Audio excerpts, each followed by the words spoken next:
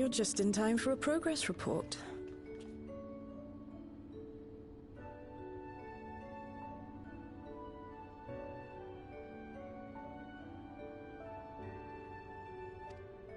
The decryption is finally complete. As we suspected, the data represents a partial record of Preservation's research documents. A quick scan of the files, however, failed to turn up the information Y'shtola was after.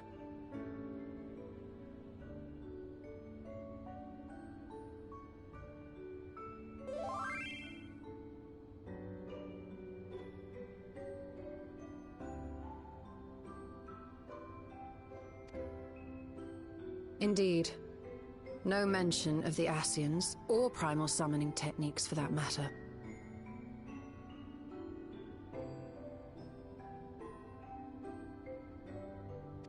While Calyx doubtless received instruction from someone possessed of such knowledge, there was naught to identify this benevolent mentor.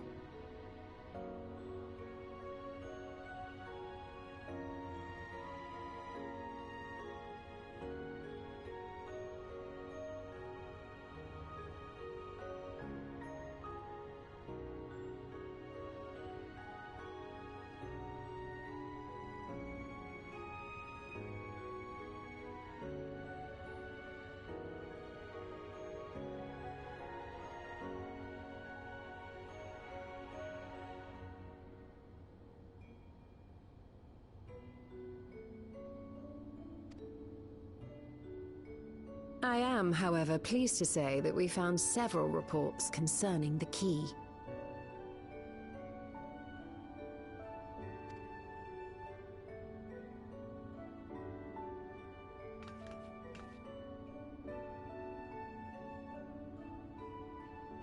We know the key is used to open paths between worlds, and was a treasured relic of the Milala.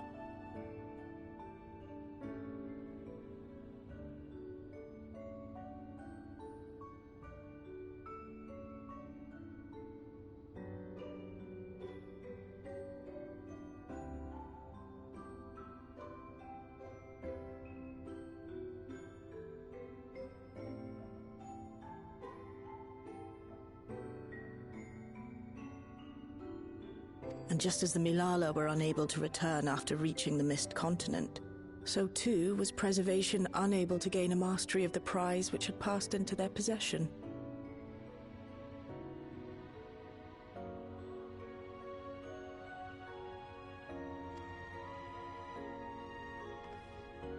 The data suggests that a particular formula or procedure is required, a process which Calyx appears to have understood to some degree.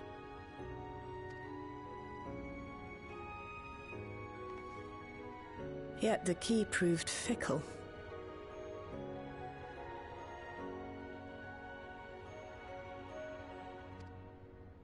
Perfectly replicating conditions was no guarantee of success. And even when they did manage to generate a modest portal, the destination was never the one they expected.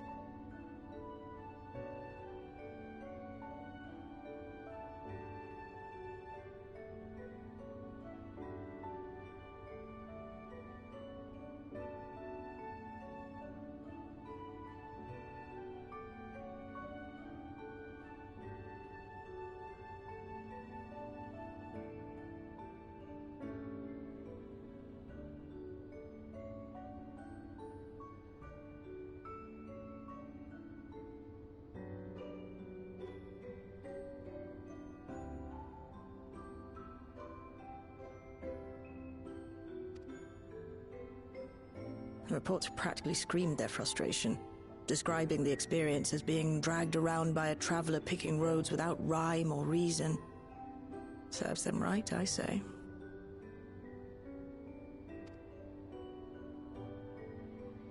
After much trial and error, Preservation began to experiment with external actuation devices for the key.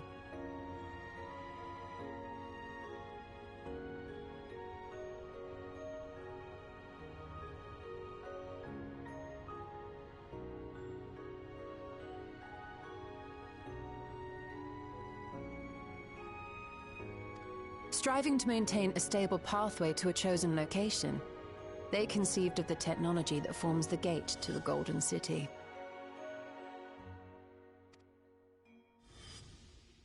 So, their tribulations ultimately afforded them control of the key, albeit in a limited capacity.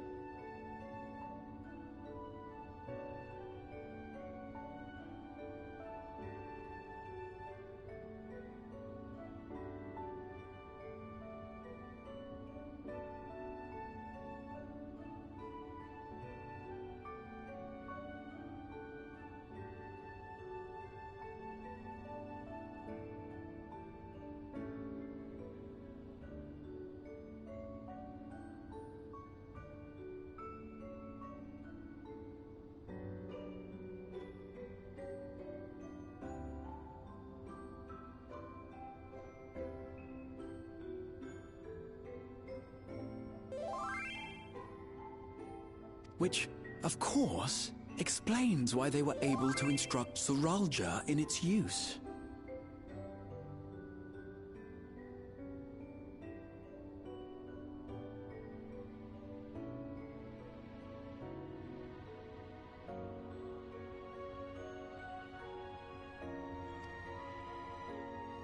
Thus enabling the unprecedented feat of transferring Everkeep and its environs to the source.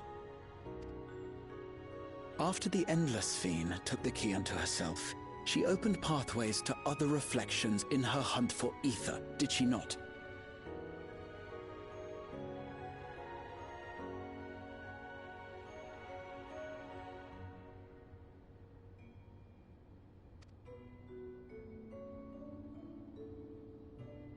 The Milala merely used it to facilitate their exodus. To think what the key has now wrought in different hands.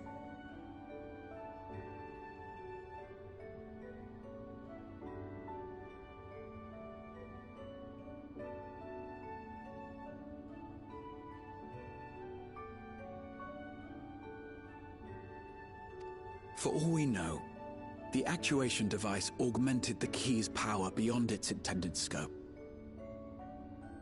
Were your goal to plunder whole worlds of their ether, a tool designed to simply transfer people would likely be insufficient.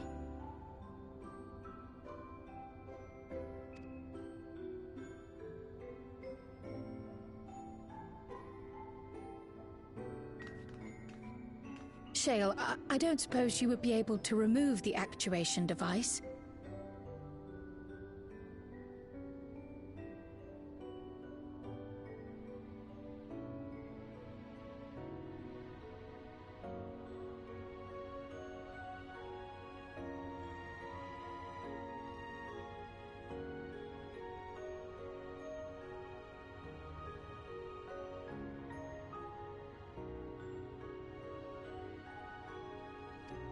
The machine made for that very purpose is still functional, thankfully. It shouldn't be a problem.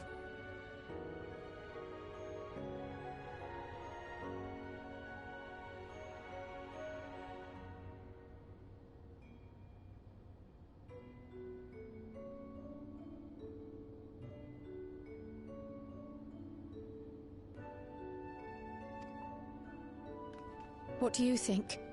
We don't even know how the key works. If the device is somehow interfering or amplifying its capabilities, I believe we ought to remove it.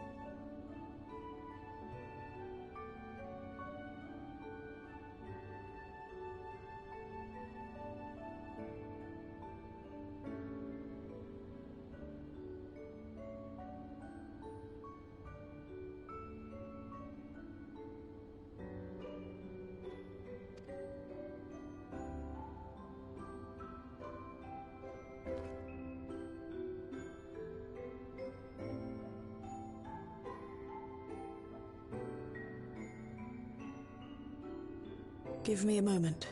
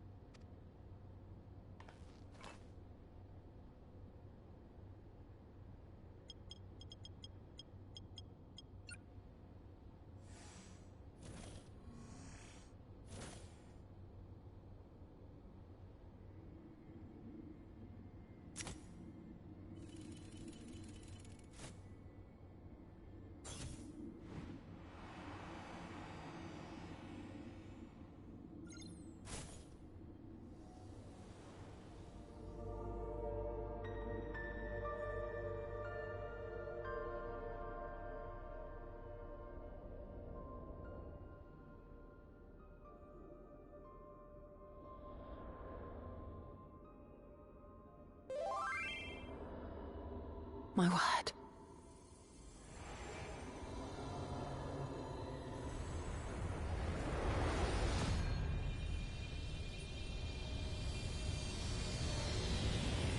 Ishtola?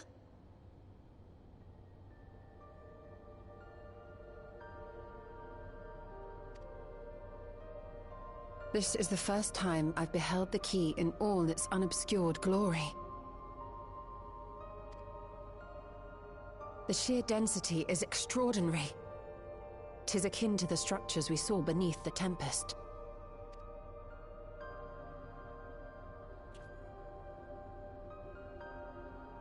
Now that you mention it, the ornamentation is reminiscent of Amarot.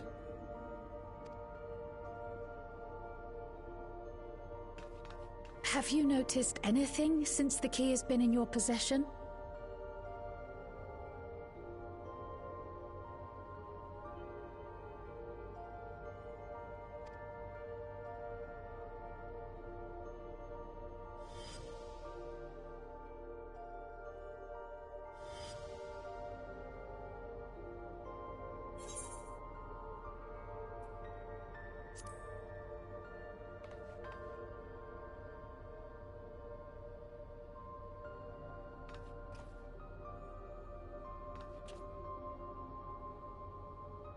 You're suggesting the key has some connection with Azem? A plausible theory, although one we are yet unequipped to prove.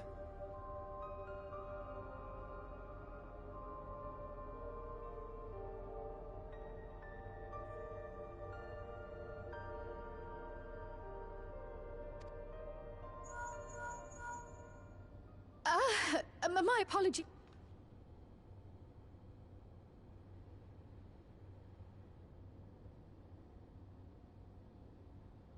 Hello? Yes, this is Cryle speaking.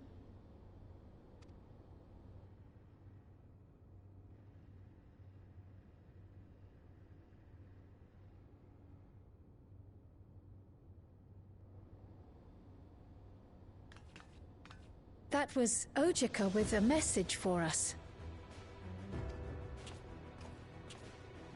An urgent matter? I'm not altogether sure.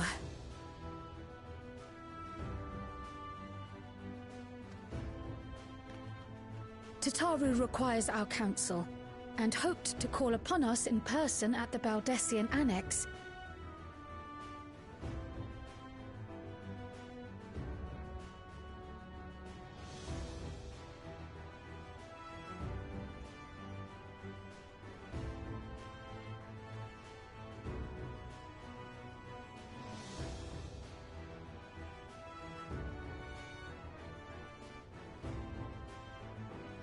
Though disappointed we were not present, she appeared content to wait until our travels brought us back to Sharlayan, insisting that it did not merit our immediate summons.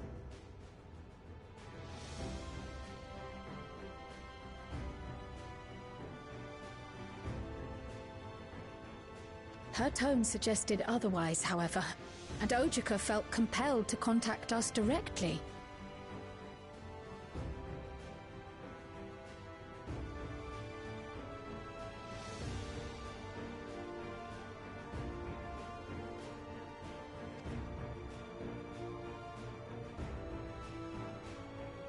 Mayhap the time has come for another journey across the salt.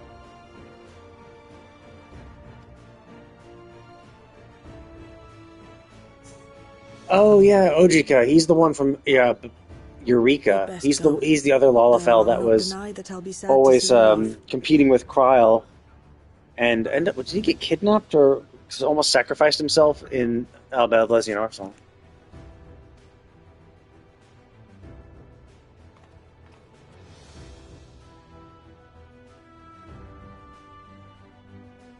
Oh, Shale.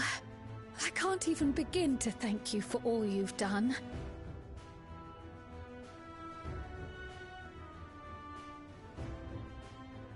We will be forever indebted to you and your Oblivion colleagues.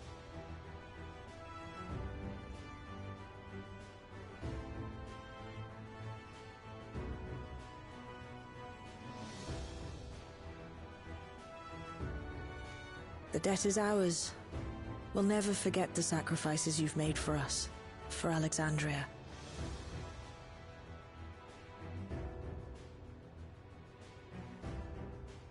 In the meantime, I shall keep sifting through the data.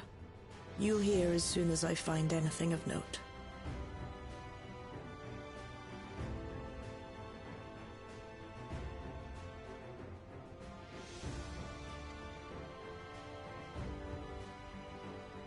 Actually, I should like to stay here a little longer, if you don't mind.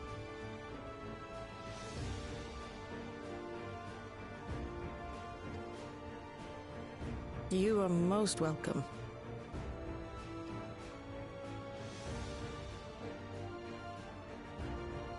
And might I borrow the key for a while? I wish to study it further. With the utmost care, I assure you.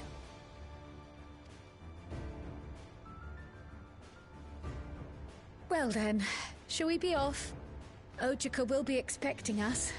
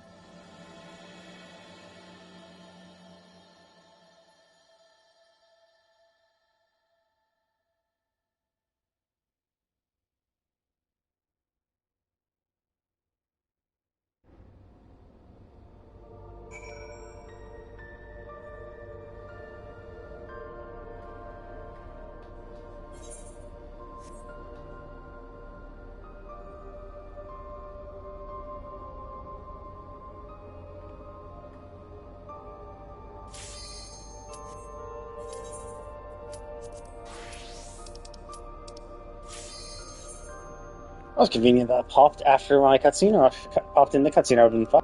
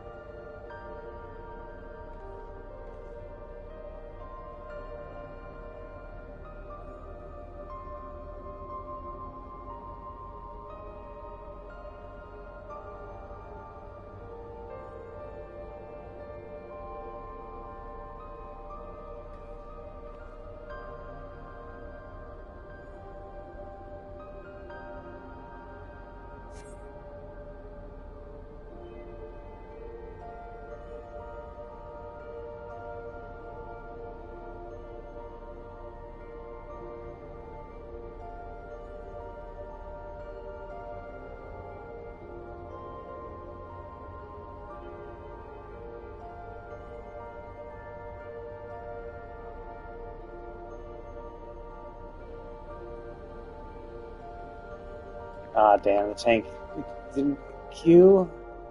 See, the problem is, I think the only reason we popped is because we triggered a roulette or a Alliance raid roulette. I think we got a bunch of people from the Alliance raid roulette, and now because of the tank fucking up.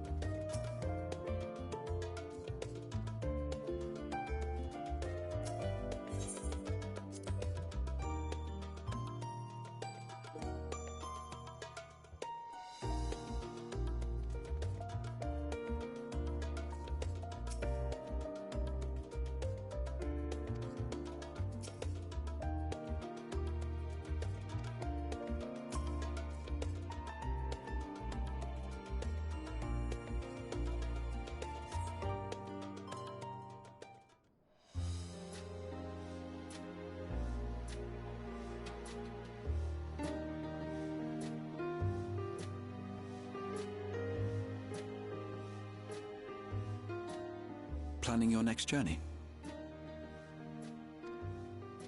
Oh no, just reminiscing.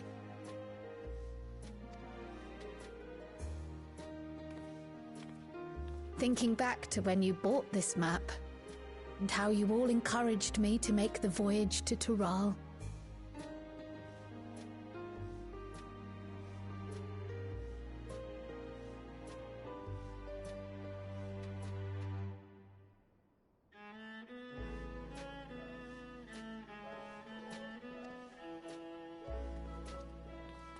Are you glad you did?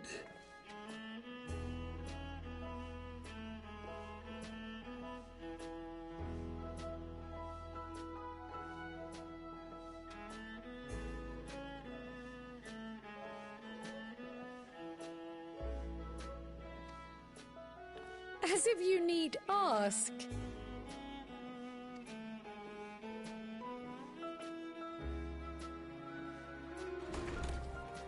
Welcome back.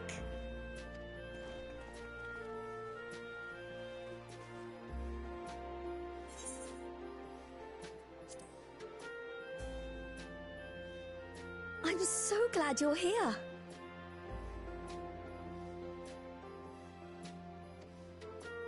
Ojika contacted us.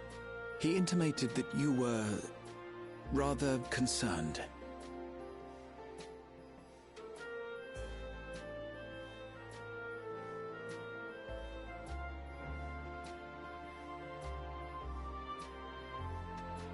Come to think of it, Alphino said he and Alize would pay you a visit upon their...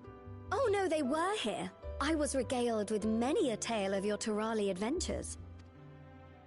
It was only once they departed for Garlemord that the rumors came to my attention.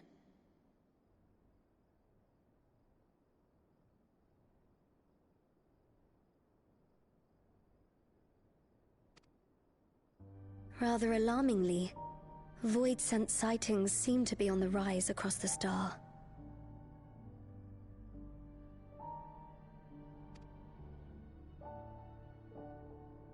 I was reluctant to bother you with mere hearsay, especially when you had more pressing matters to contend with.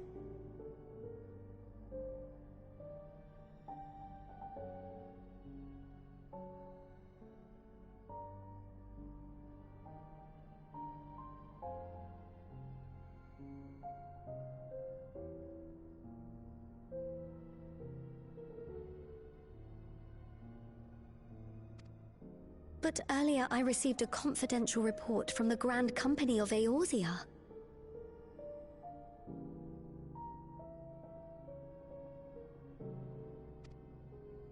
It's as if a mighty dam has been breached, flooding the land with foul creatures.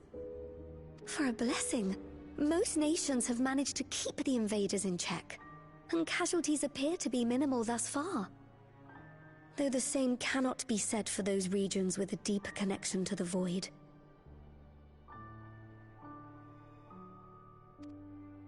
Their fissures continue to manifest without end, putting countless innocents in danger.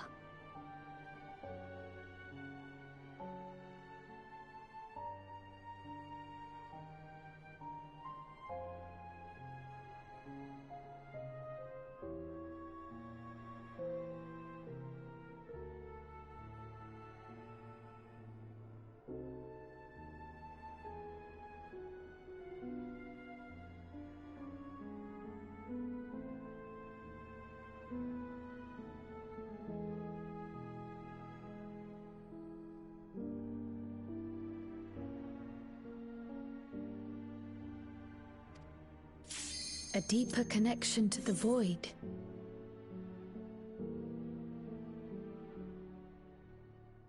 Garlemald is the home of the Reapers, is it not? It is. Alphino and Alice.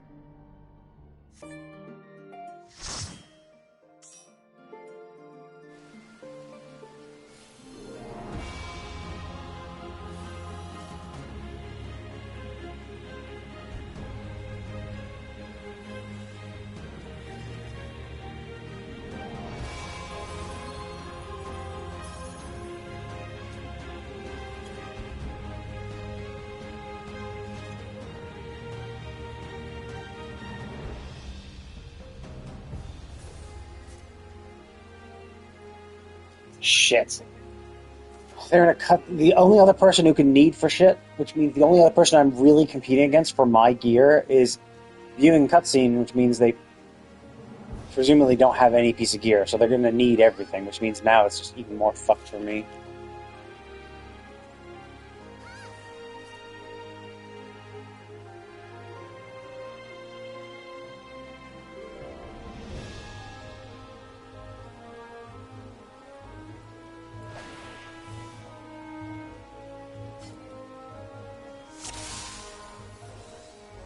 Come, mortals. Make your way through our watery sanctum.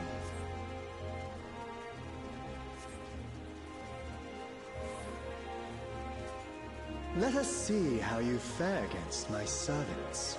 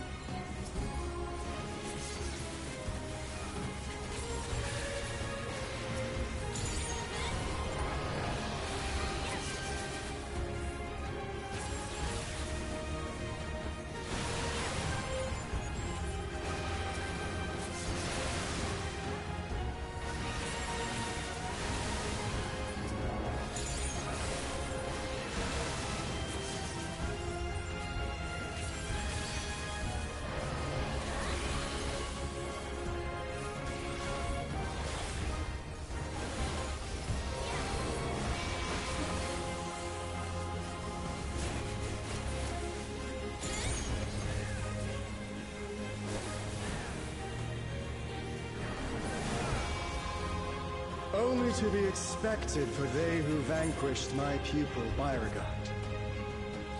It shall be my pleasure to welcome you personally.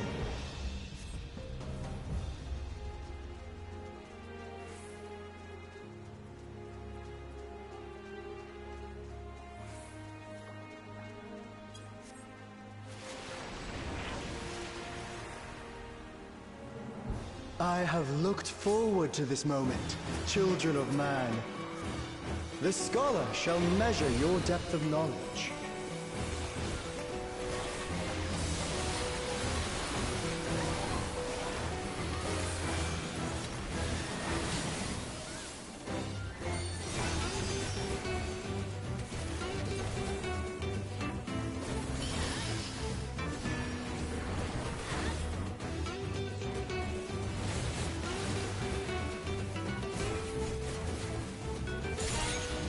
The rivers rage at my behest.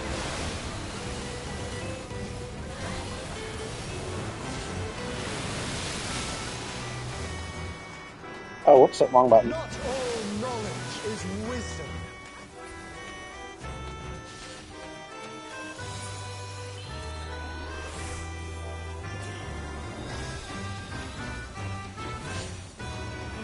At what answer will you arrive, I wonder?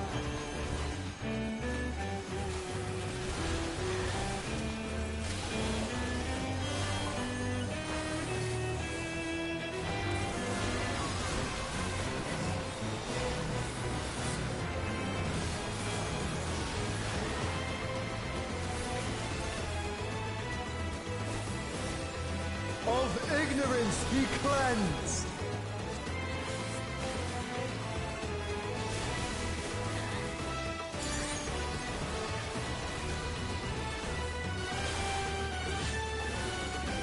Join me in deepest knowledge.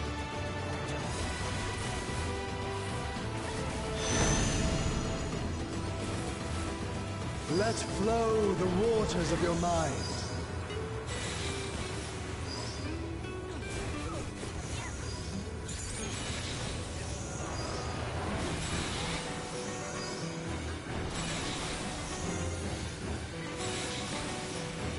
Seek new perspectives, and you shall find new paths.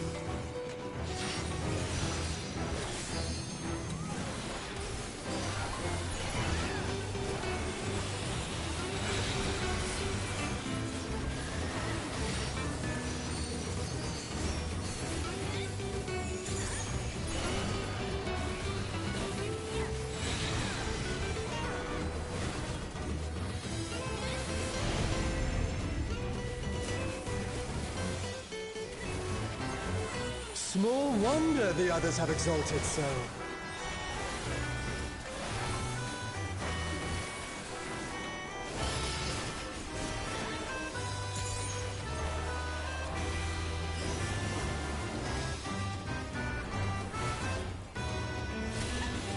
O waters purifying, reveal their nature!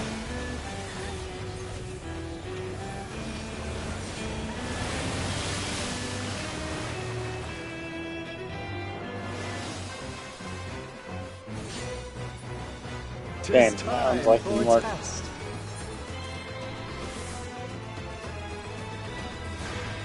Share with me your ruminations.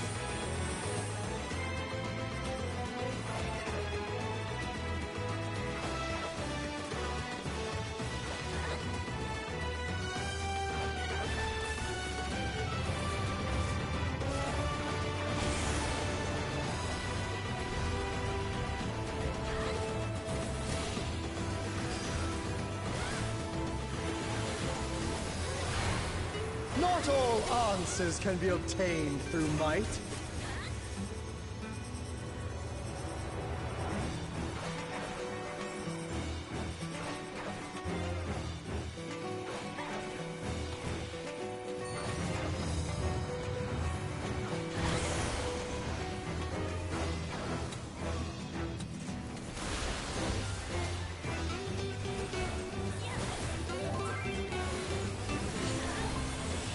Prove to me the wisdom of man.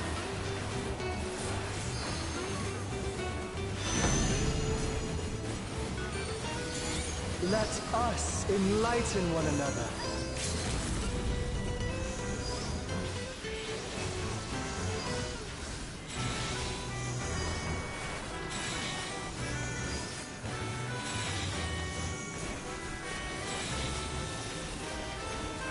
Well done, wise children. Well done. Smooth sailing so far, I see. Come then, mortals.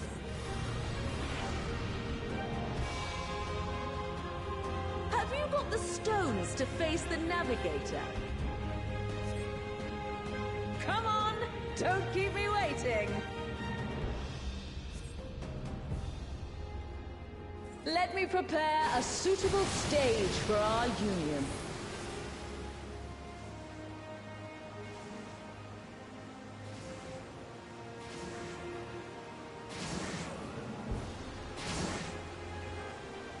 I'll teach you the ways of navigation.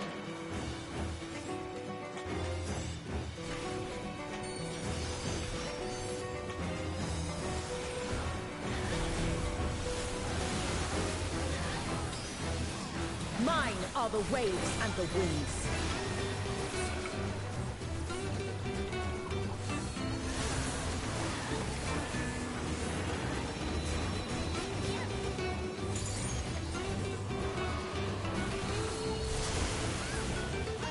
Damn, it's long. It's wider than max melee. That's kind of nice.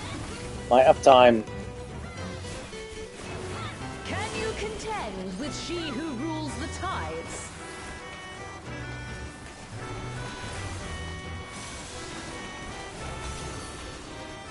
My trident parts the very sea.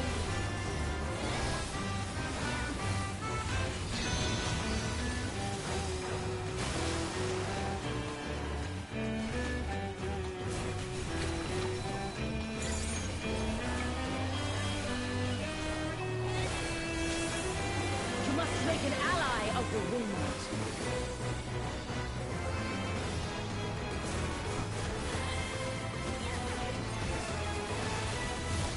Rise above the white caps.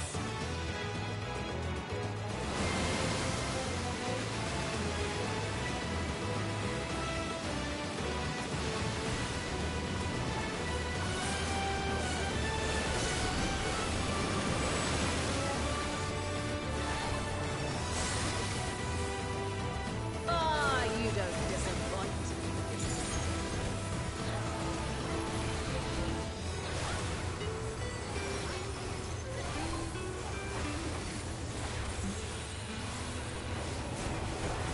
to stormy seas, I'm a harsh mistress.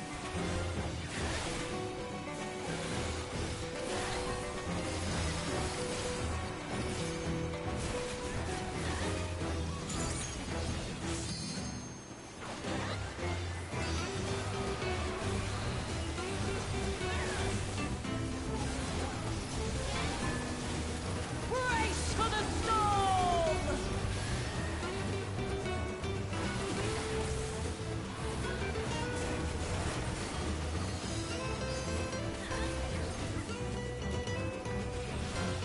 I trust you don't mind if they play too. Come, Pericles, Thalios. Join us in the excitement.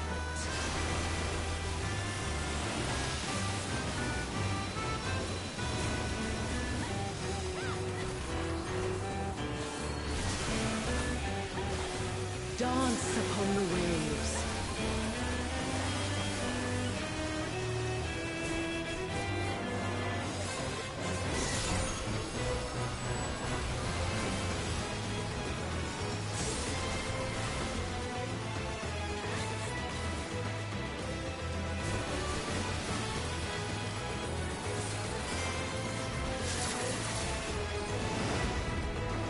That's the way, my clever serpents.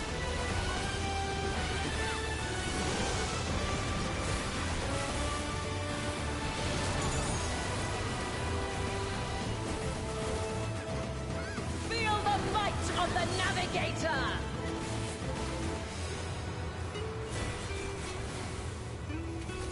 Go on, my pets. Don't be shy.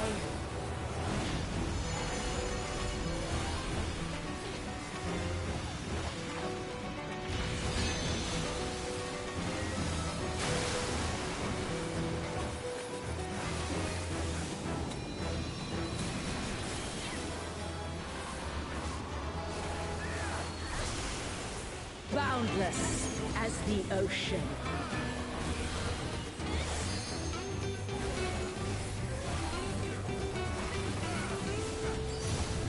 Swim free, my pet!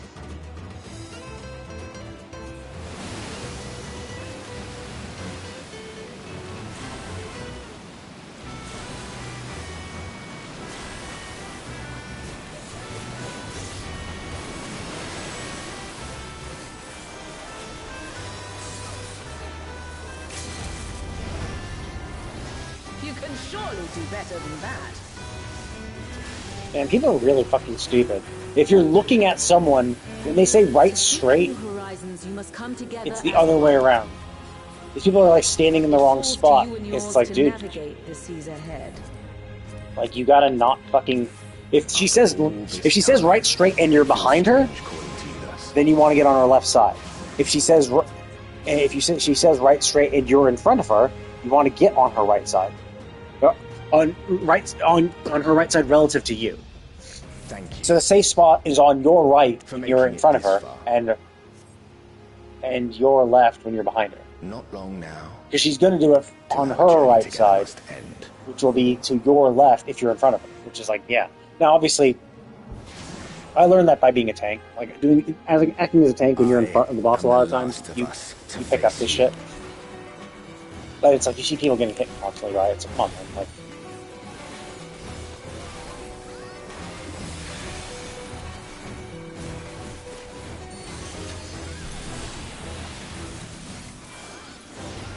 strong are they who roam.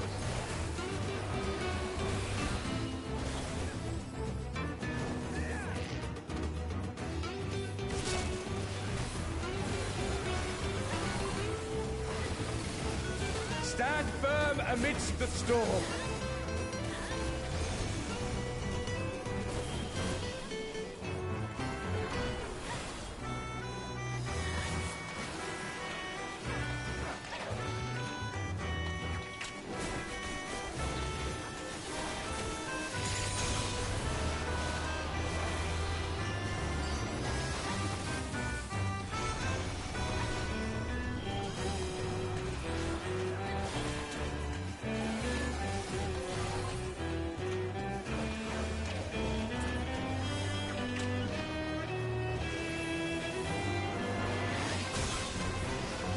must persevere.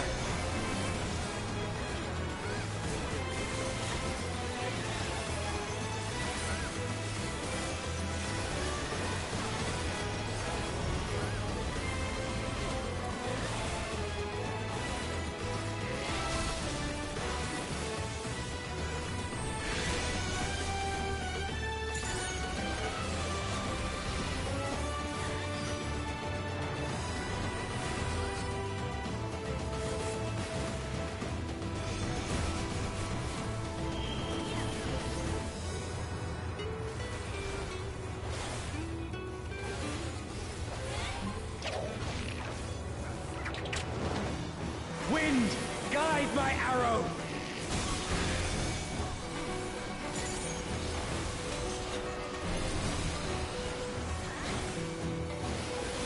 My bowstring sings.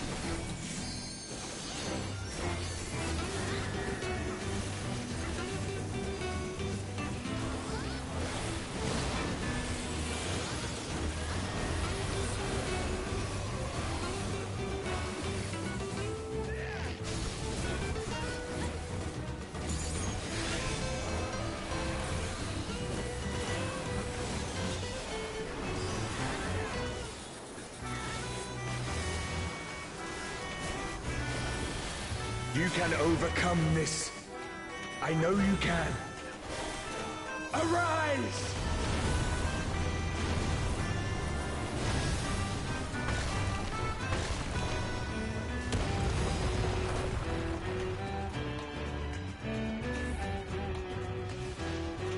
Your prayers have given us strength. By fighting you, that strength shall be returned to the star. Come! Grant us our heart's desire! Stay not your steps!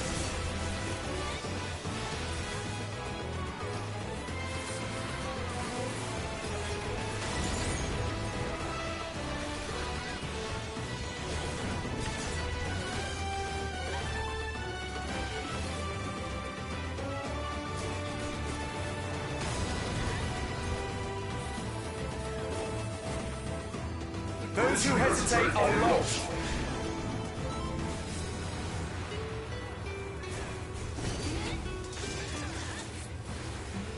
Jeez, how do you get hit by that? Like, it's like, dude, it's like literally just, you're told exactly where the safe spots are. Just go to the safe spot.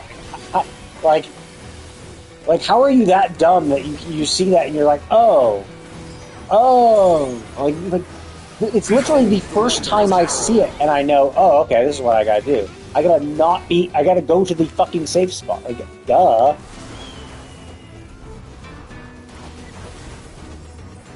Like, that was hard. Like, that one would be hard to tell. Because, like, you don't know what it means, right? You see that, and you're like, okay, well, what does the orb mean? Like, is that a bad thing? Is it a good thing? So, it's like, I get that. Like, it's a new marker, so it's like, I can understand you being confused by that one. Sure. But it's super weird when you see people, like, die to the most obvious shit. Where it's like, yeah, it shows you the AoE on the ground where you need to, go to be safe, and then you don't go there.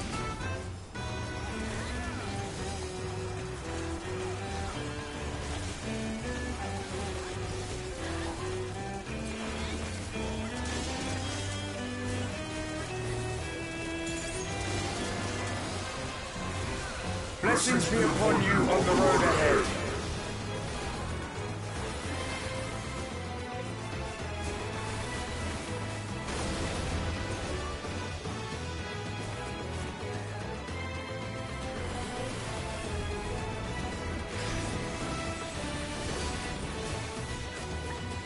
May the wind ever be at your back.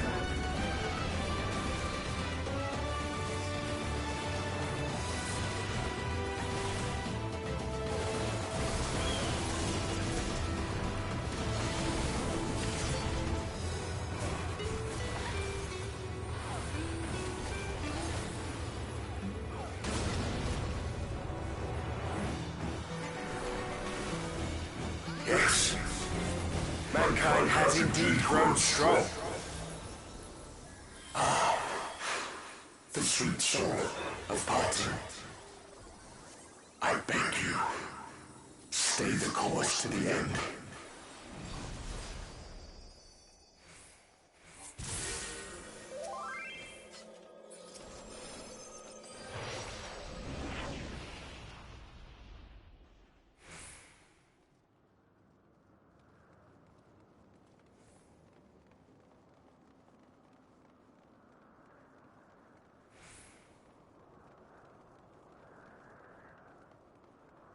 You're back.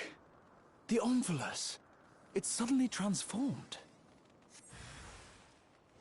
Servants? What's the meaning of this? Those ones, I leave to you.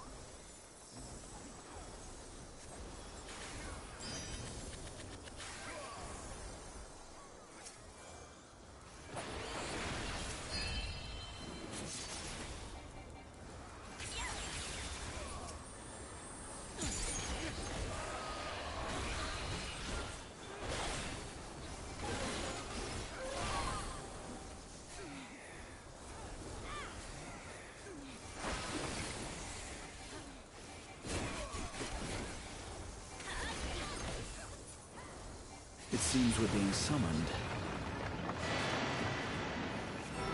Go, my friend. I will stay here with the others.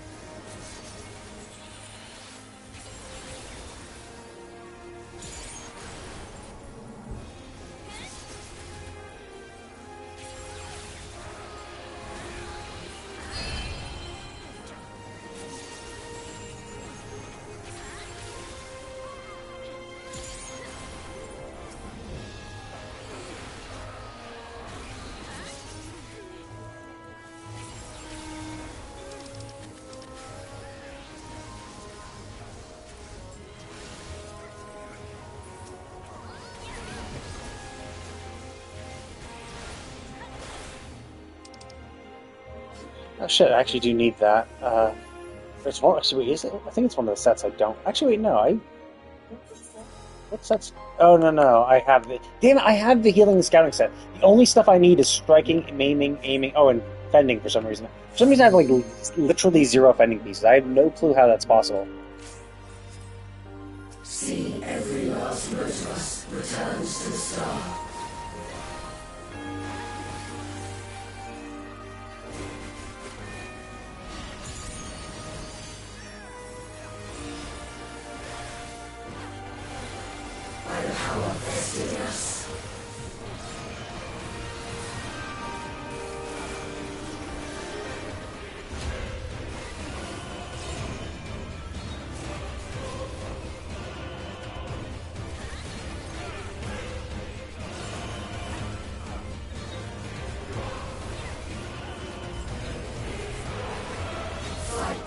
Fight with all your being.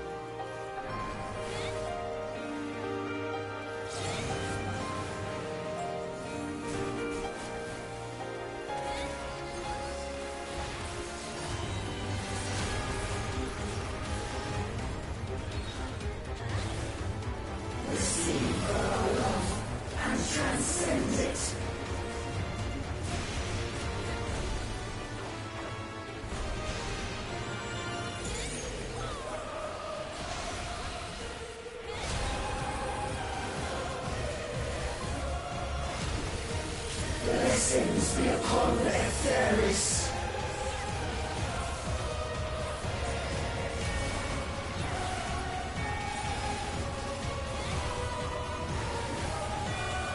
'Twas your faith that gave rise to this radiance.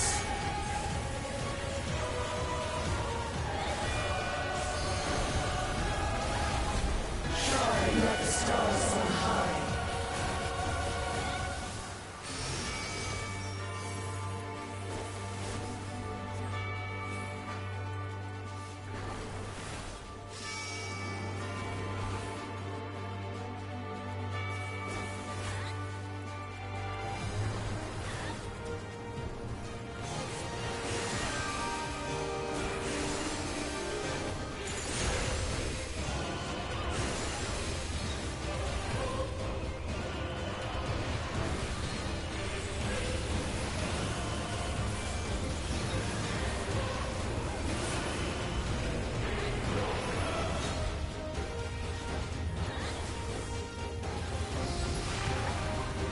Mercy be upon our beloved children.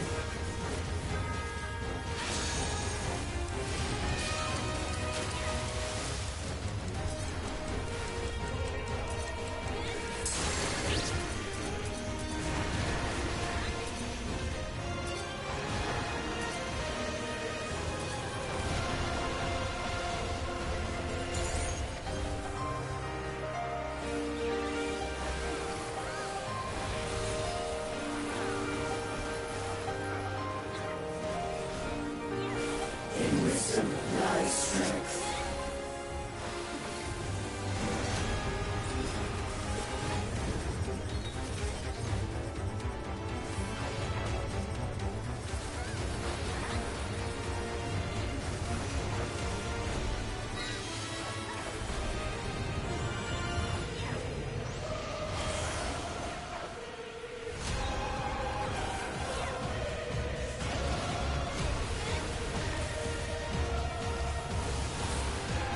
In unity lies resilience.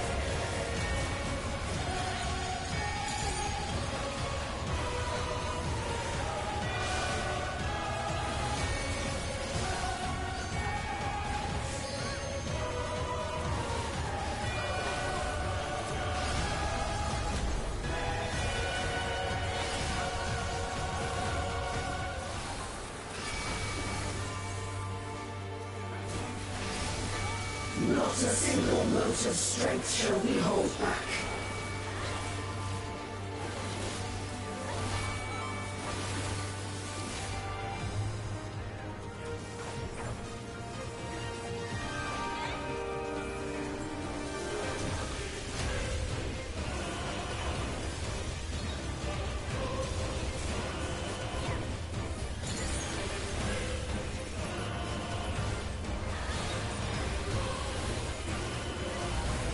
The only way is forward.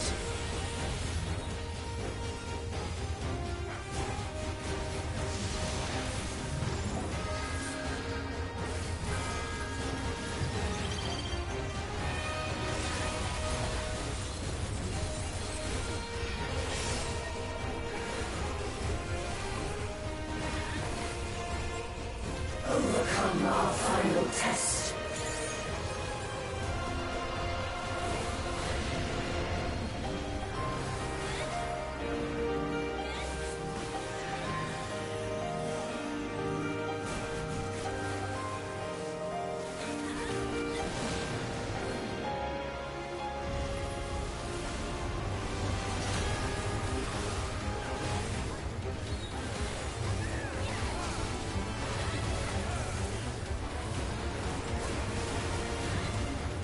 Ever has mankind hoped and prayed.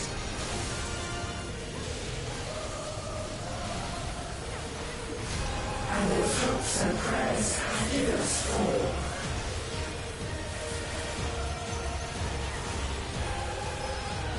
Unto the sun we surrender our all.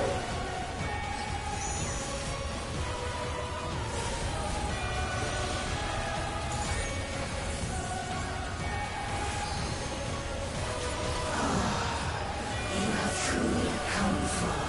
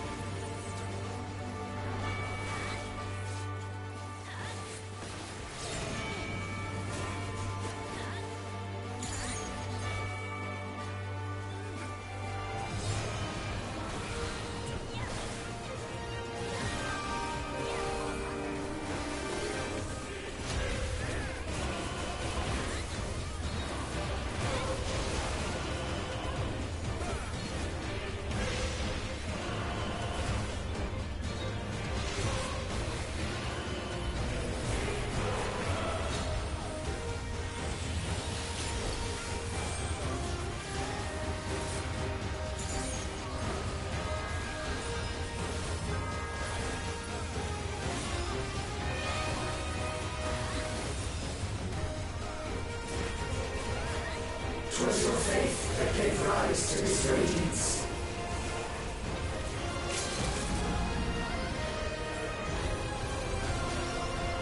Mercy be upon our beloved children.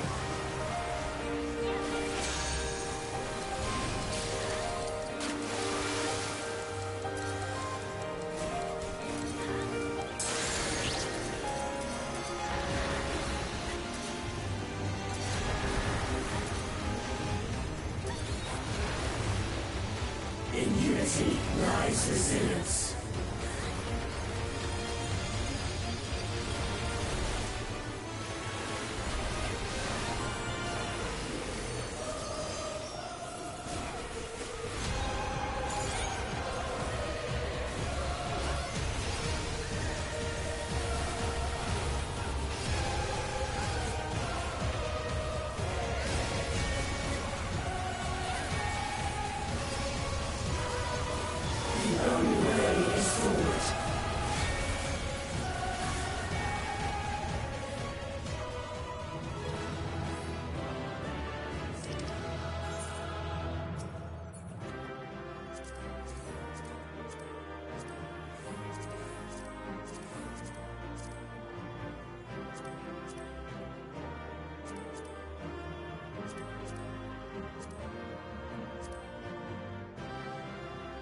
God damn it, like, so much fucking scouting gear. Like, god damn, there's so much fucking scouting gear. Like, I have the full scouting set. And of course, like, of all the pieces, of, like, the 12, 10 pieces, like, half of them were scouting gear. It's like, god damn it, like, it just sucks.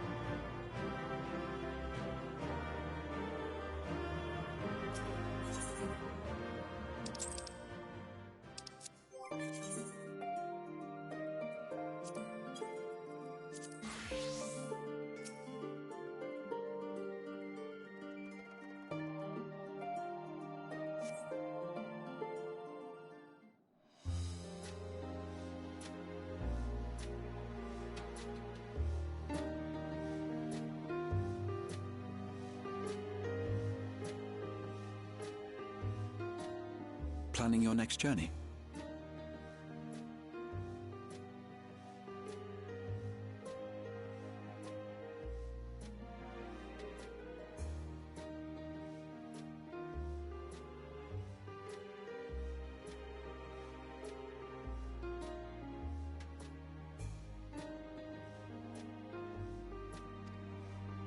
Oh no. thinking back to when you bought this map, and how you all encouraged me to make the voyage to Tural.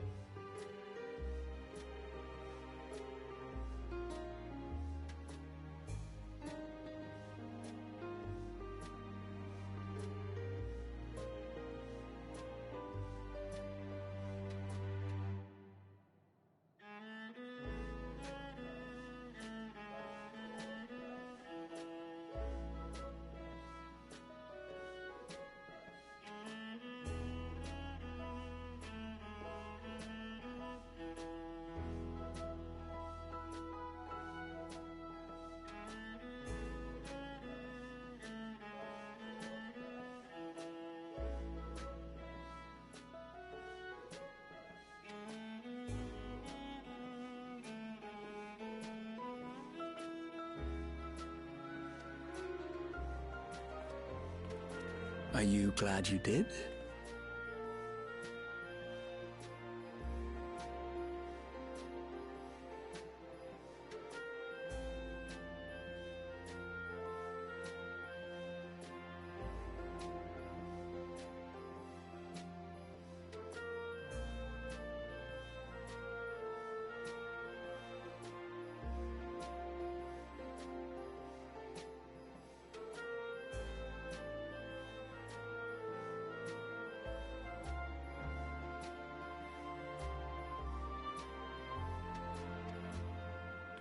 As if you need ask.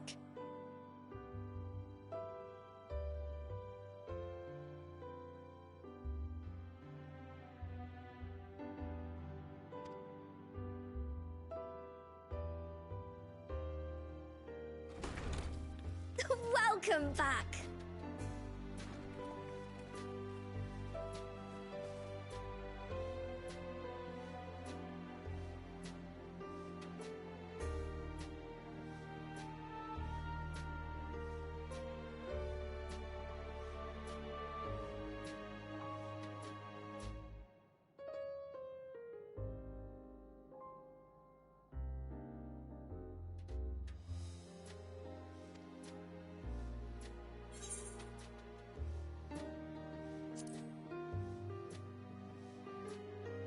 I'm so glad you're here.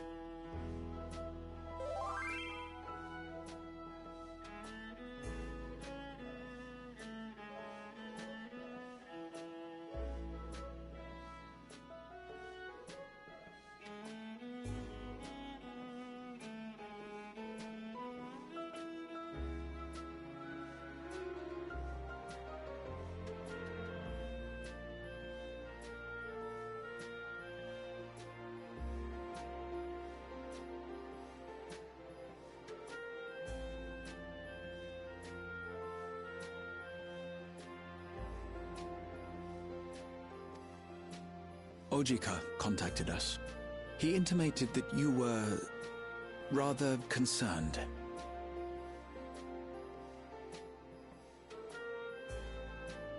Come to think of it, Alphino said he and Alize would pay you a visit upon their return.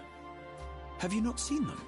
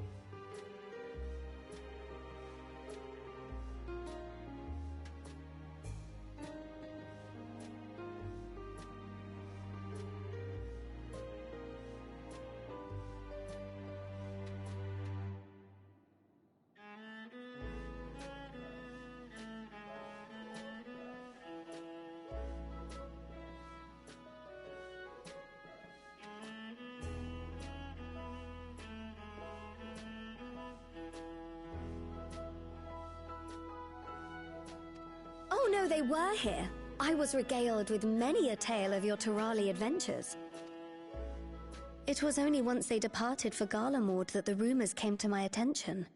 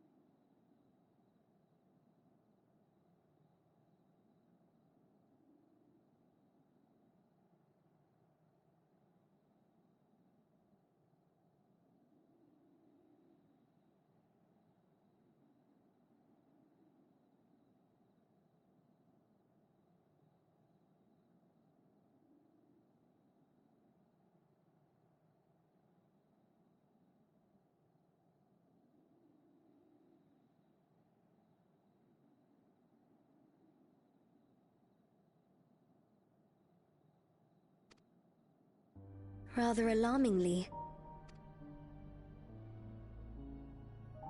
I was reluctant to bother you with mere hearsay, especially when you had more pressing matters to contend with.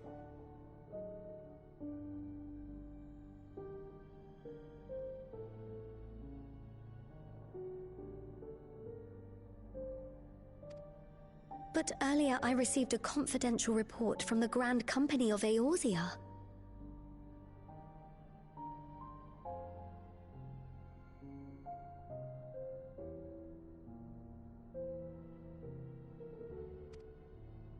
It's as if a mighty dam has been breached, flooding the land with foul creatures.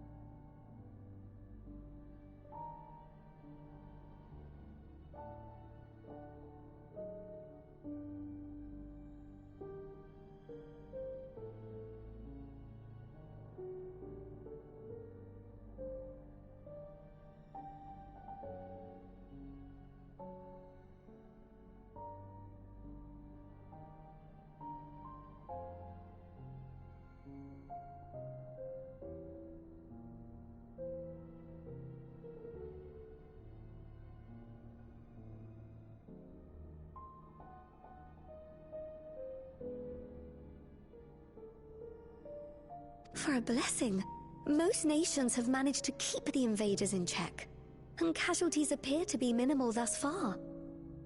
Though the same cannot be said for those regions with a deeper connection to the Void.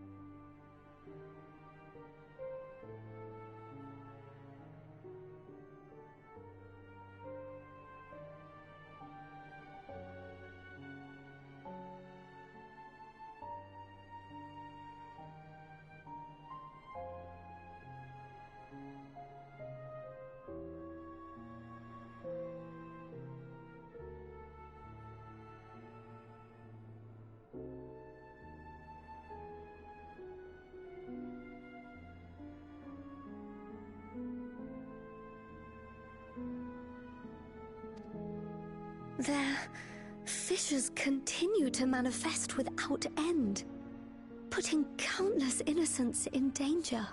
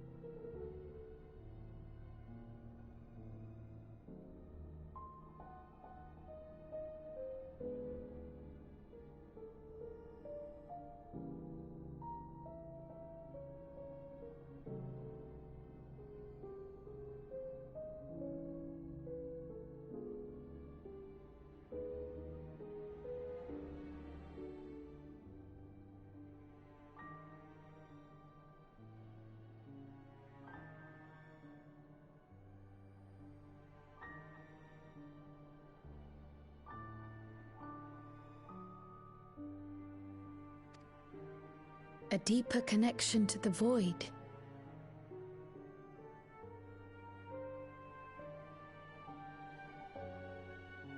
Garlemald is the home of the Reapers, is it not?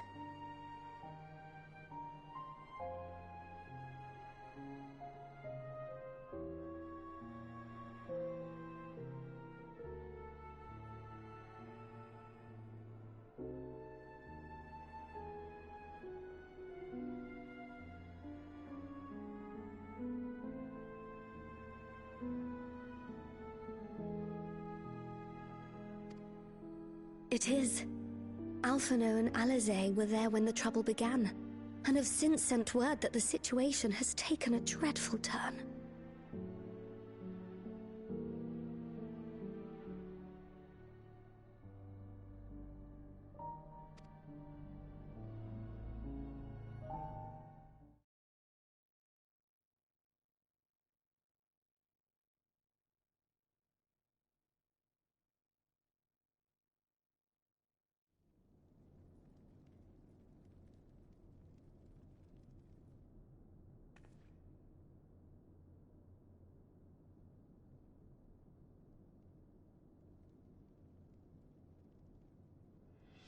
Thus concludes the abridged account of our time in Tiral.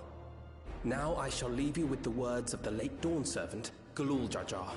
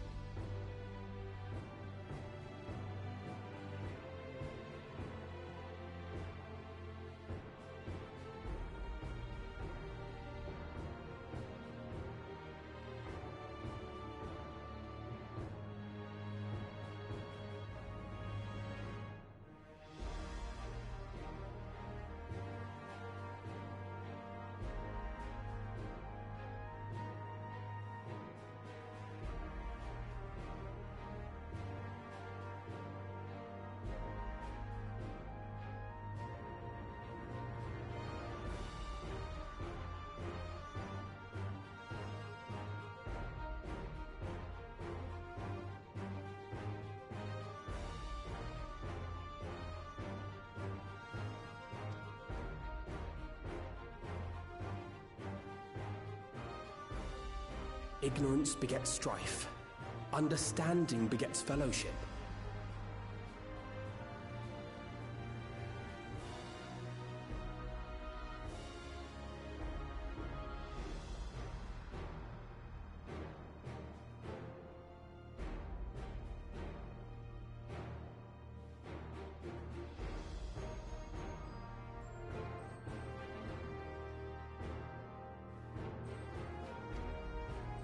A notion that rings true for Eorzeans no less than it does for the diverse peoples of Tuliolal.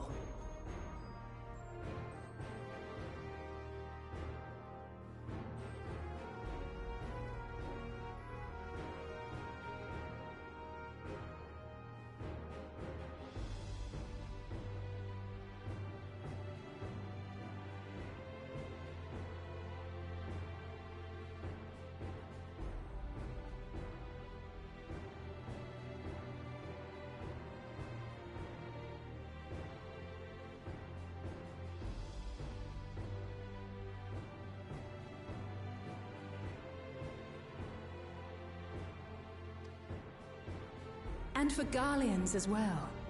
Even sharing something as simple as a local dish can pave avenues of understanding.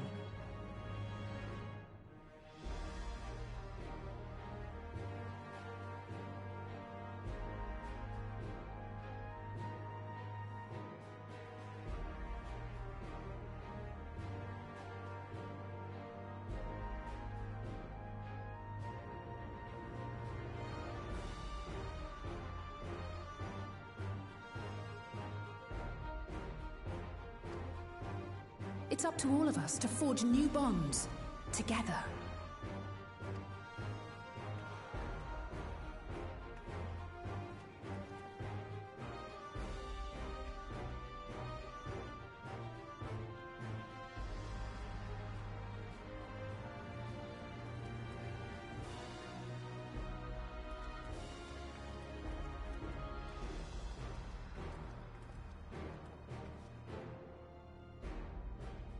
Thank you for sharing your tale.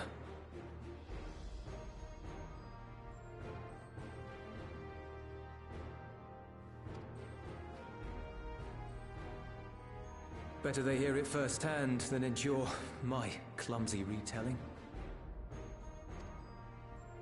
Your words give me hope that we might achieve something similar here in Garlemald.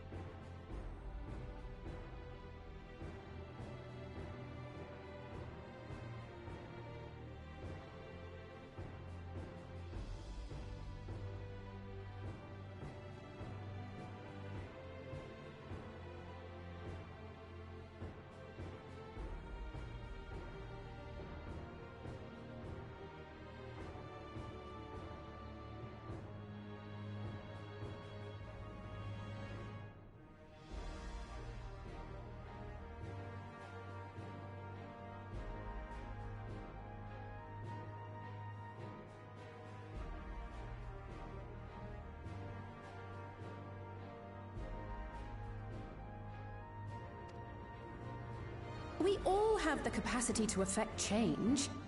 Our time in Tural taught us that much.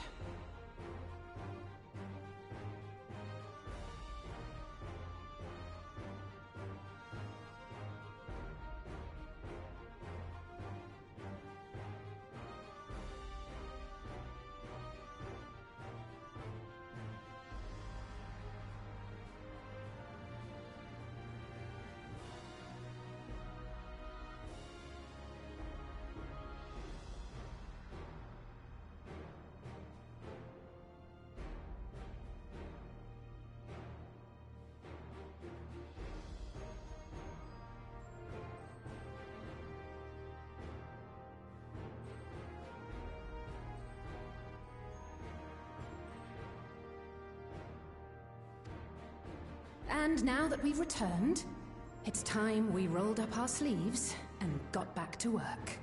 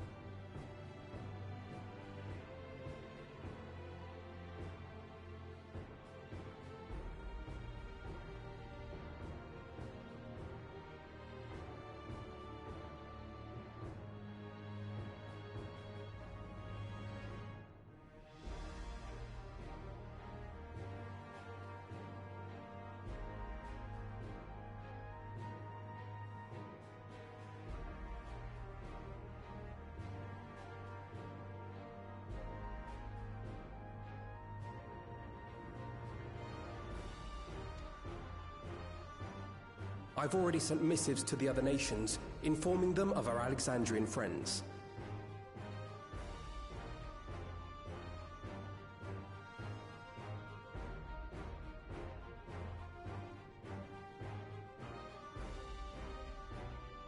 I also intend to notify the Garlean community officially.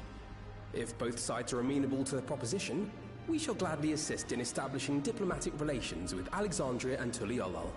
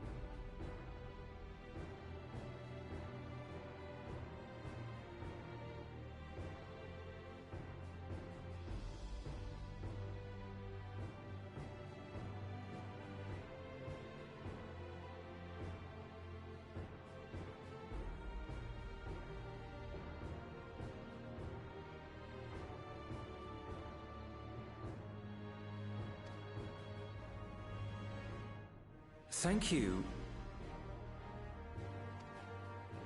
Okay, sorry about that. Are you Seeing sure me you've distracted? recovered from your journey?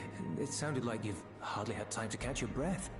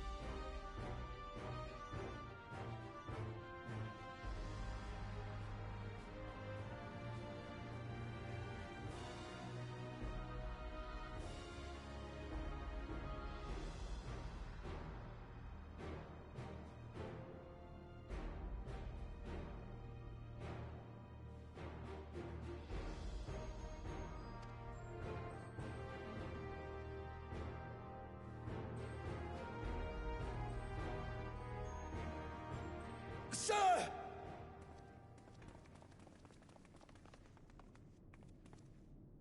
Lapis Manalis is overrun with void scent.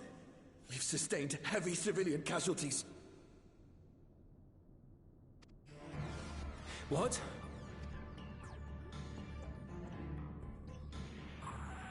Clutium Squadron reporting in. We're under attack.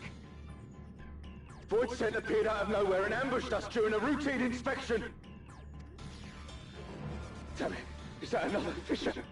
Oh, no, no, no! Ah! My comrades are under attack. We have to do something. There's no time to lose! Come on!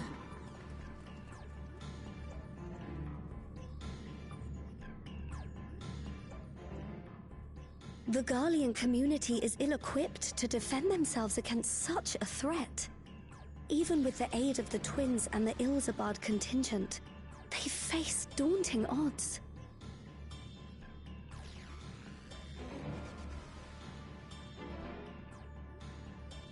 We shall leave for Garlemald immediately. Thank you. I was able to contact Thancred and Urianger too. They're already on their way.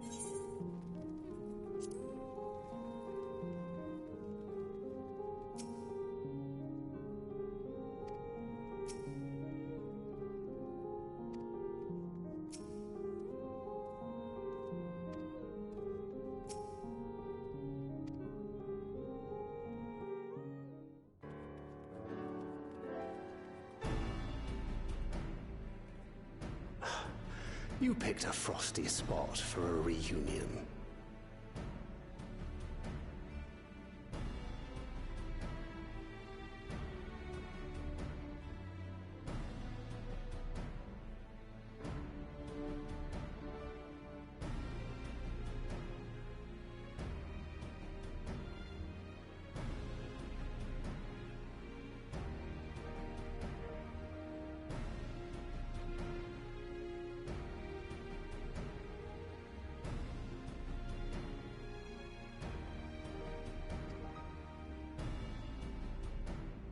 Tataru sent word that you were coming.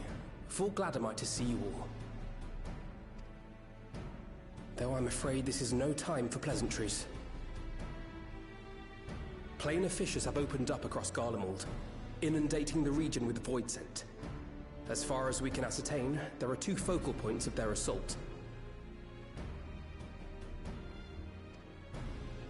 The Ilzabard contingent are combating the threat in Lapis Manalis. Although they have suffered casualties, they appear to have the upper hand. As well they should. The many talented Uldan thaumaturges among them should be more than capable of closing any fissures they encounter.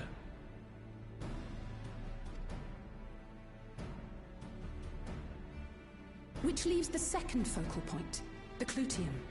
Eulus and the Garlean community are attempting to mount a counterattack, but are struggling to cope with the sheer number of Voidsent.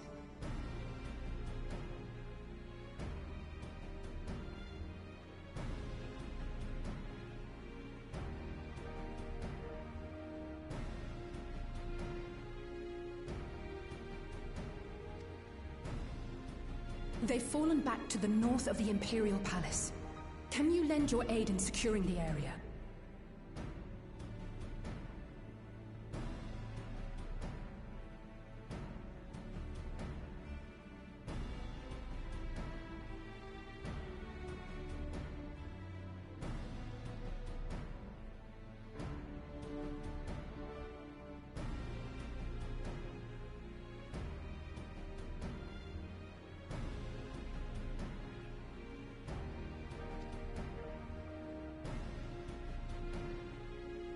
With your blessing, I would tend to the wounded returning from battle. Of course, you're a painter. You don't have DPS. You're a DPS. You can't heal. The quickest route from here to the front is via the train tracks. Once we arrive, we can support the Garlean forces as we make for...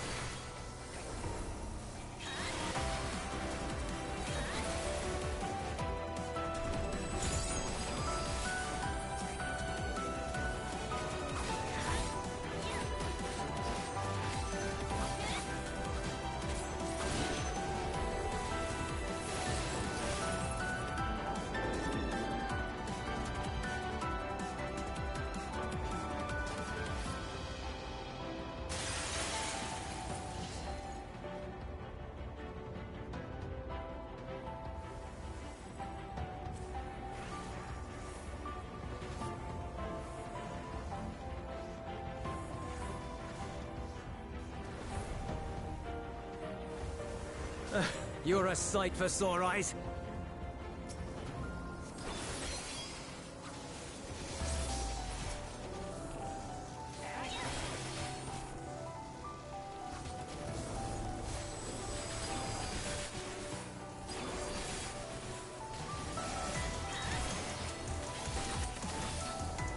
Yeah, well, how's it going?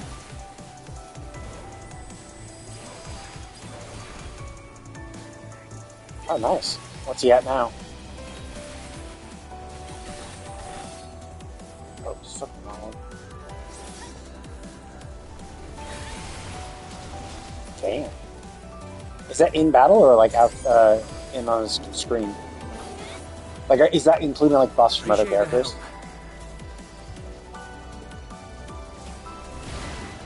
We'll handle wow, things that's from insane. here.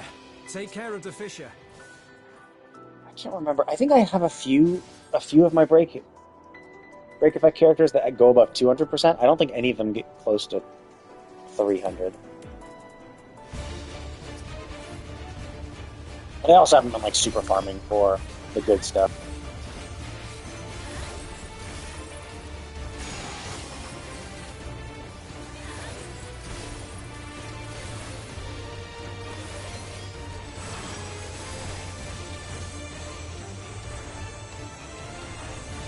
Yeah, like that's why I don't really have anything super good, because I just haven't farmed enough of it. And it's like, it's understandable. Like, it's like I don't really have a lot of. I mean, I have super break teams. I just haven't really like gone all in on it.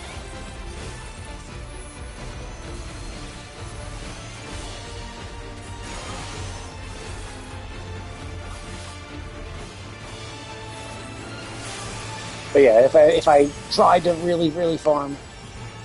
Oh, whoops.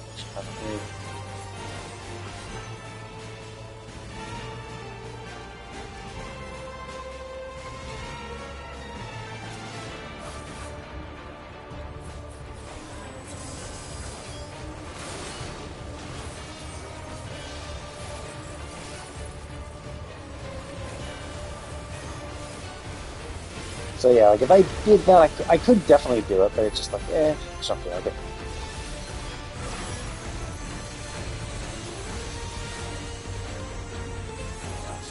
God damn it.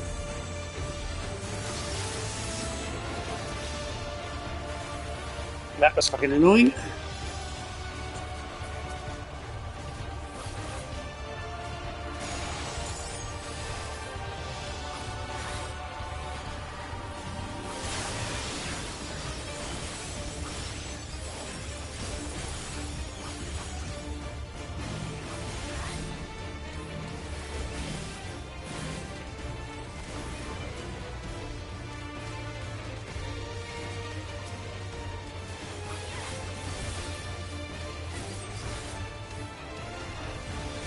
And generally, I just farming for artifacts is so like, it's so hard to get a set of good shit.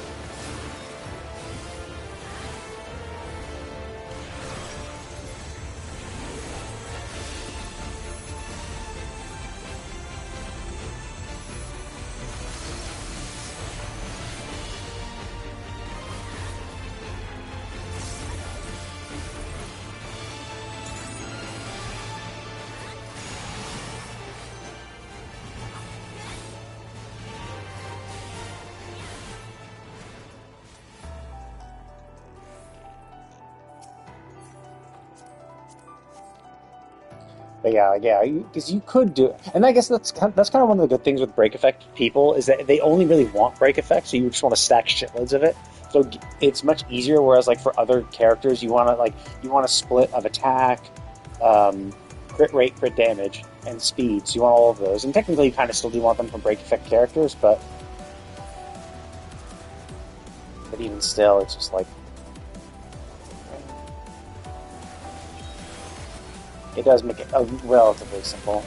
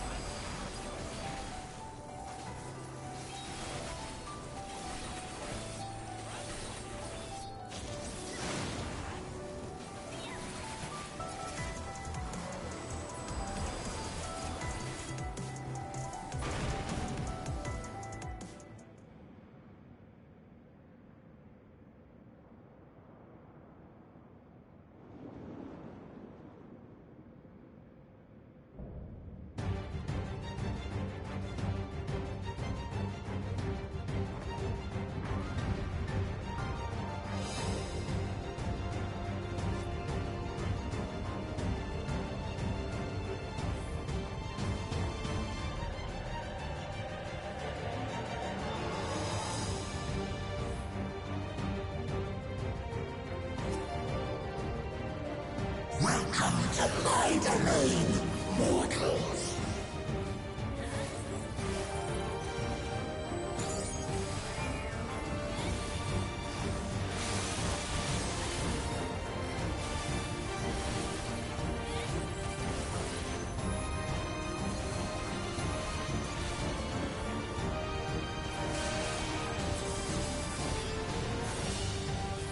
Take form and serve.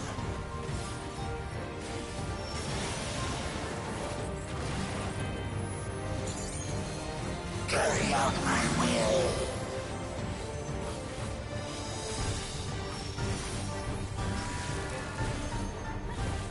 Now for something different.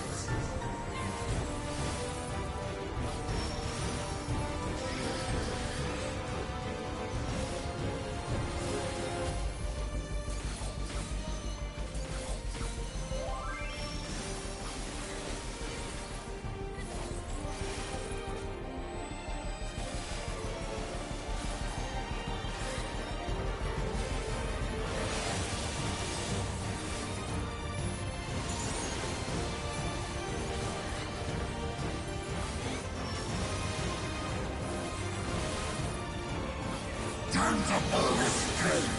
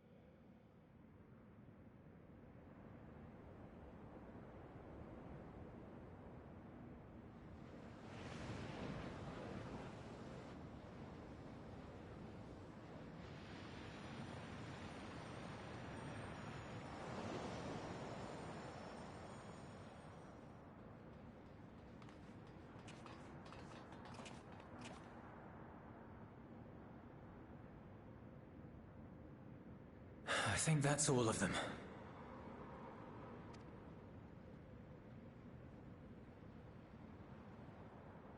We need but seal the fissure to prevent further ingress.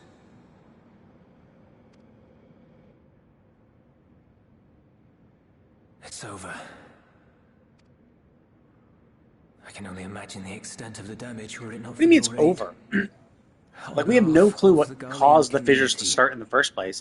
So saying it's over is way too premature. It's like we could close it, and then tomorrow they could just open up again. Like, we have no clue what caused it.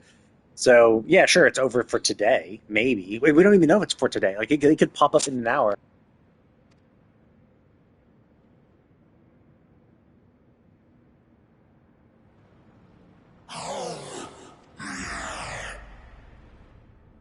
I shall close the fissure post-haste. Wait!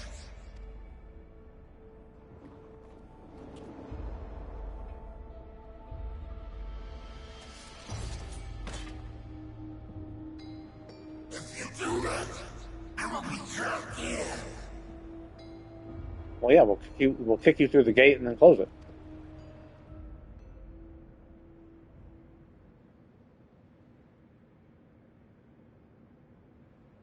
You risked your life in vanquishing the creature. Would you at least let me bear the burden of deciding its fate?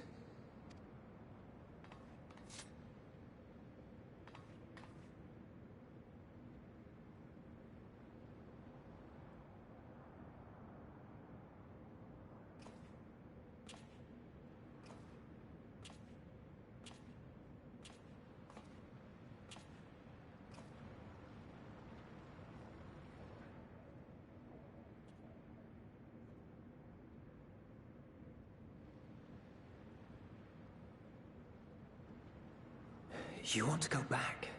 To the void?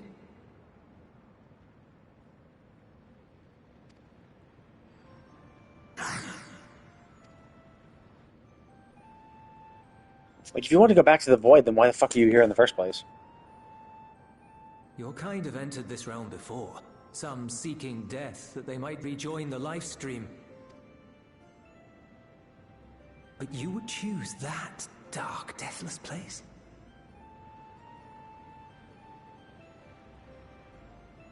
The wind is fresh and pure, untouched by darkness. Perhaps it won't be. It's also silly too. It's like, oh yeah, so many of your kind have done this. Yeah, well, like there's bound to be some people who like that realm. You know, not everyone wants to end it all. There are some that are going to be like, no, actually, they like the deathless place. You know.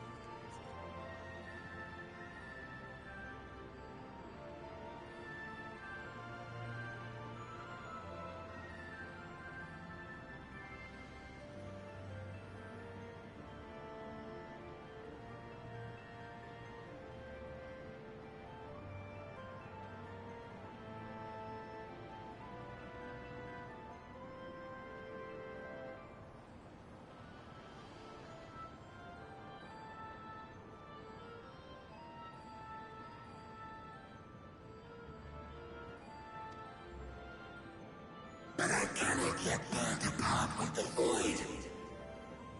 If only the winds would blow there, as they do here. I long to return, to see my home unsullied, as it once was.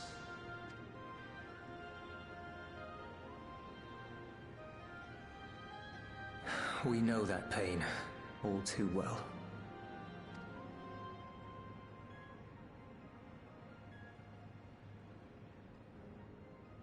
If that is your wish, you must forsake this aggression. Go back to the void and devote yourself to its restoration. I mean, you say that, but this is not like Garly. I mean, Garlemald, yeah, sure, like the buildings are destroyed, people are fucked over, but you can rebuild. But the entire world is fucked. Like, there's nothing you can do to restore the world. Like, the Aether is so out of balance, it's just flooded with darkness. You have no other thing you can have. Like, it's fucked. Like, there's nothing you can do. Like, even in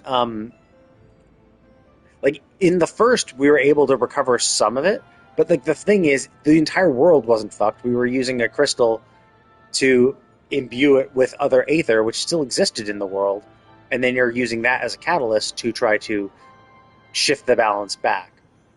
But there, like, do they have such a sanctuary where they could use it as a point to imbue it with life? No, they don't. So it's a silly. I have a friend, Zero. It's also kind of weird, right? It's like, so basically you came here, right? The fissure opened, you popped out, and then you started killing people. Like, sure, some of them might have come and it's like, oh shit, the fissure's open, let's go and die so we can, finally have the sweet release of death. But like, if this guy clearly doesn't want that, then why the fuck did you even leave the fissure in the first place? Why did you leave the void when you immediately, like, get your ass handed to you and you're like, you know what, I'm gonna go back home.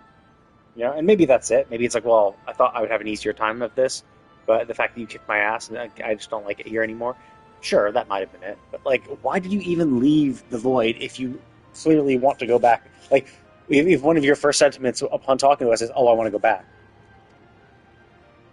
I hear their efforts have already met with some success. One day, they'll drive the darkness from the void. I know Zero has been doing some shit, but I don't think they've been doing anything about the darkness.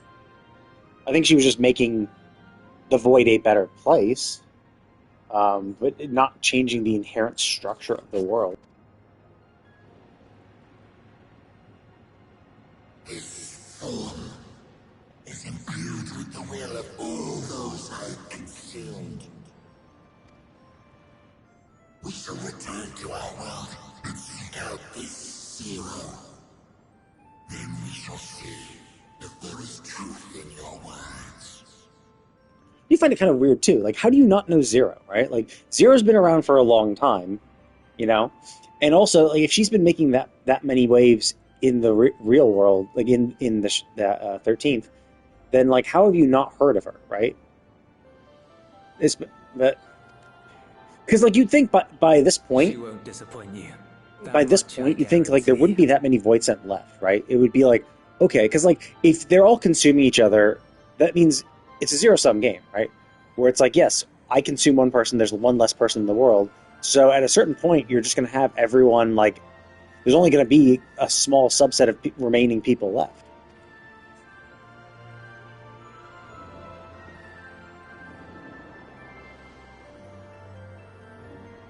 But yeah, I think this makes no sense. It's like, why did you even come out here in the first place then, if you don't like it here?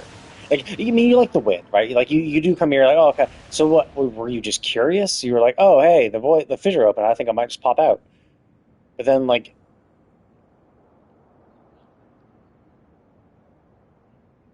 Bravo. I think that was a little dumb. I think Zero will approve.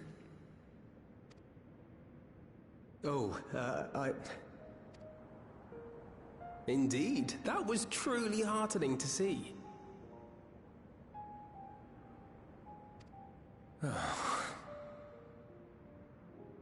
Understanding begets fellowship, right?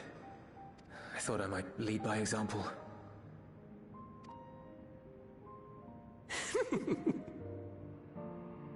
Well then. And it's also kind of like weird. It's like, this guy's willing to speak with you. Like, you might ask him, like, hey, do you know how these fissures came into being? Chances are he doesn't, right? Chances are they just popped up and like from their end they just see, oh wow, shit, a bunch of fissures to the source have appeared. Let's just go through them.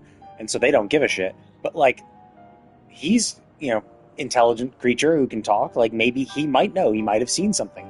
It's weird that you didn't question him about that. And then the fact that it's like, oh, we'll just seal up this rift, problem solved. It's like, well, no, like, the problem is these rifts all of a sudden started appearing. Like, that's not normal. Normally that doesn't happen. So something's going on. Like, you need to figure out what the fuck's going on.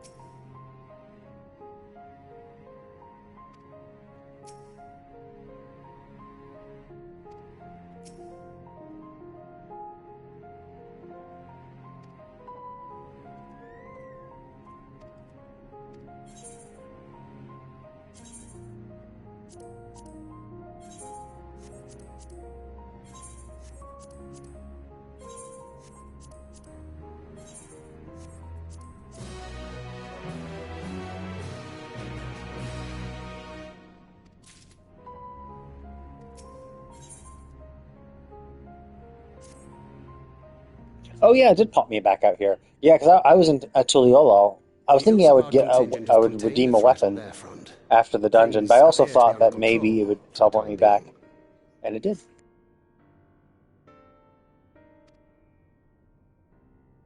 Though it remains unclear why the fissures opened up in the first place.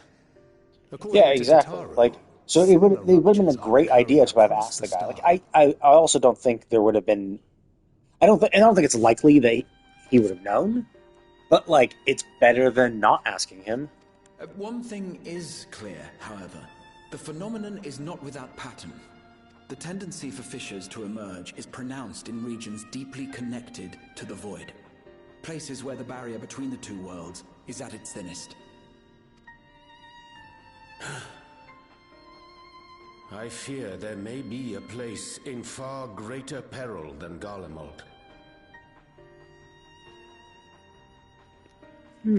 So I wonder what... Okay, so, like...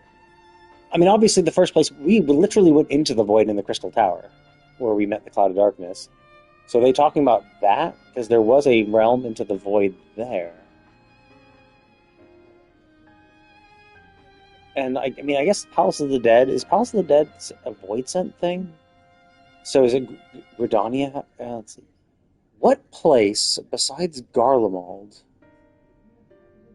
Because they had the Reapers, and then, of course, they had all the shit that Xenos did. What other place had a great connection to the void? I mean, I'm thinking the Crystal Tower, that's one. The problem is the void set pop up all over the place. Like, so it's like there was, I mean, Gridania had a few dungeons that had a lot of void set related shit. Oh, or the Machi. Yeah, the Mach civilization. So like the Void Ark, City of Mach, and Dune Sky, that was all void set. Like that was heavily void set. I don't know if it was I don't know actually where they were located. Like there were Heavensward dungeons, and so we had to. But like the idea is that like we took an airship to get from the Heavensward areas to those locations. So we don't know specifically where in the world they were. Like was that on Eorzea? Was it like further north of Eorzea, like in an island somewhere? But maybe so maybe it's that. That seems the far most likely thing, because that's. I mean, it was like the ancient civilization of Mach was heavily tied with the Though void it has set. since been sealed, you will recall there is a great void gate that we ourselves had cause to open. The Radaton void gate. Yeah, in Radaton. I mean, there was one void gate in Radaton, and that's how we got into the 13th. To be fair, but like, what do you mean? Like, what? Wherever the ancient civilization of Mach was, wouldn't that be like that was had a huge fucking connection to the void? A gate which was instrumental in our bid to reunite Vritra with his sister and put an end to Golbez's dark plot. I mean, that's the thing. I wouldn't say that it was a void gate, but like that's it. And also, like, who gives a shit about the void gate? Because like the whole point is that these fissures are void gates in and of themselves, right? So. Sure, I guess it could act as a beacon where it's like, oh, cool, we know there's a void gate here, and so it just pops up some around it because it's sealed itself. But I don't know. I would think. Oh God, the moon. Wait, what? The moon? There was no void gate on the moon, unless you're talking about like Zodiark's little hit. I don't think it was. Or I guess no. Yeah, there was something. There was something about the moon that we dealt with when we were defeating Zeromus. It's like something blasted out of the moon, didn't it? With our attention fixed upon planar fissures, I failed to consider this vulnerability. All other paths unto the void are but pinpricks in the veil compared to that great lunar rift. And that rift might be yawning open as we speak. We'd better hurry. Let us make for Bestway's burrow. I dare say the Loporrits are well aware of current events. We ought to have Kryl join us once she finishes tending to the wounded.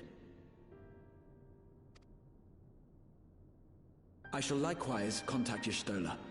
Her knowledge of the moon's void gate is second to none.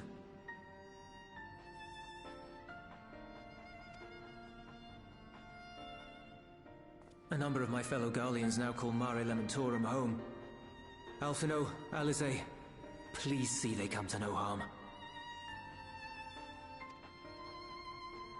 We'll be back before But the you Garleans know are it. living on the moon too? Like, I know there's a connection between the Tower of Zod, word, or no. if you will.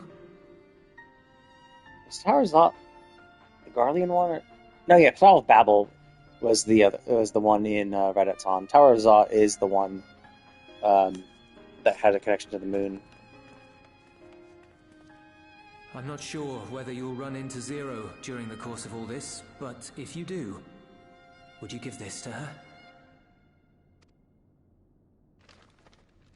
Booze? Yeah, we're gonna give her some Emergency booze. rations, in case of a protracted battle. Can't imagine she's eating all that well in the void. She likes dumplings.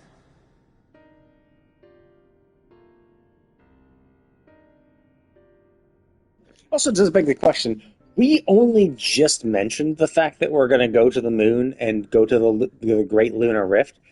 Why do you have a bag of dumplings already ready for that, right? Like, we only just decided that we were going to go there, and going there greatly increased the likelihood of us meeting. So why do you already have that?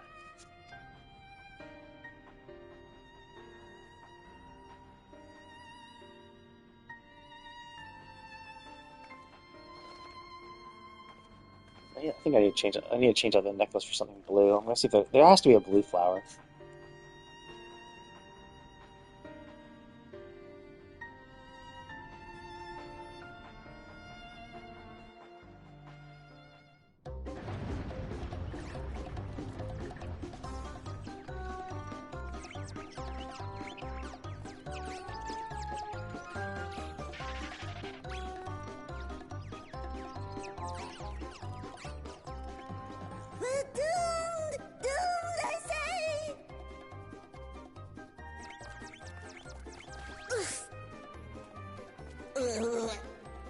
Given thy panicked state, I presume the Loporrits too are beset with void scent. Oh, what sweet relief it is to see you all! Yes, void scent, and lots of them. They suddenly came pouring forth from the crater. I'm surprised you don't have like some sort of defenses though. Like, you have this lunar base, which was designed to, the whole purpose of this base was to take all the people of Eorzea and then fly away from Aetheris. So like, you didn't have any guns or weaponry to protect yourself as you're traveling the stars. I had dearly hoped to find my worries unfounded. For some unknown reason, the void gate seems to have partially opened. Living May dashed off to activate the brands and halt the Fiend's invasion.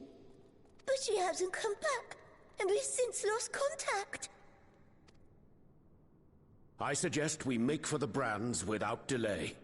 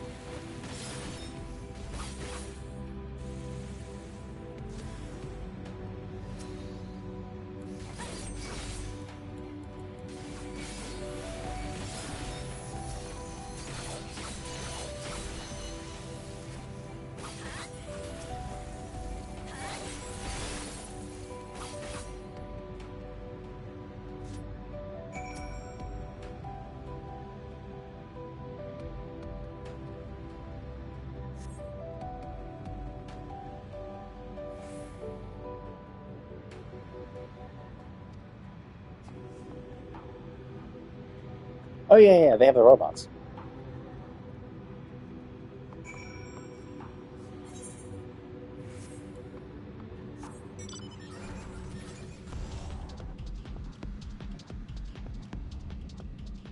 Oh, yeah, there's the void gate.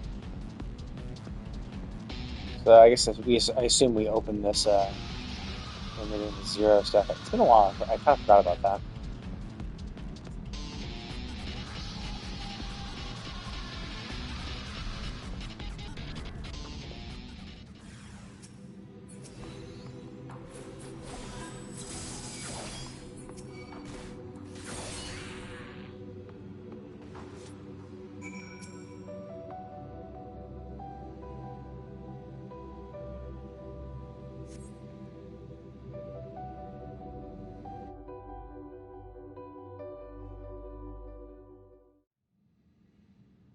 I'm saved! I dread to think what would have befallen me if you hadn't intervened! Oh, I was never in any real danger, of course. I knew you would realize our plight and rush to our rescue.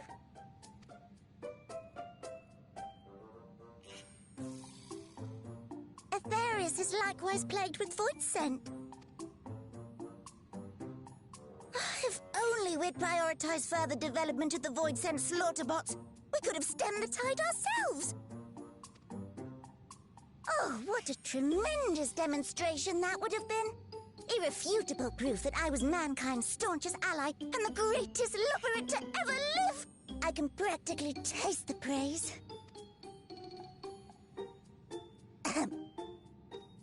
Fortunately, I was able to activate the brands.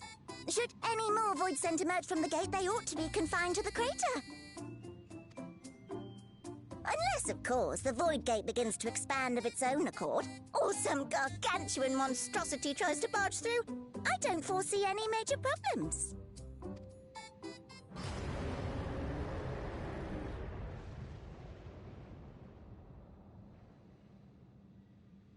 Oh, nope. We're doomed.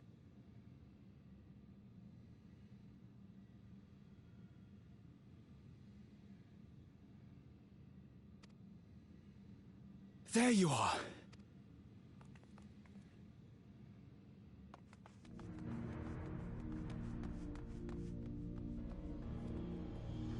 I left the data in Shale's capable hands and teleported here as soon as I heard. And ere you ask, I made sure to bring the key with me.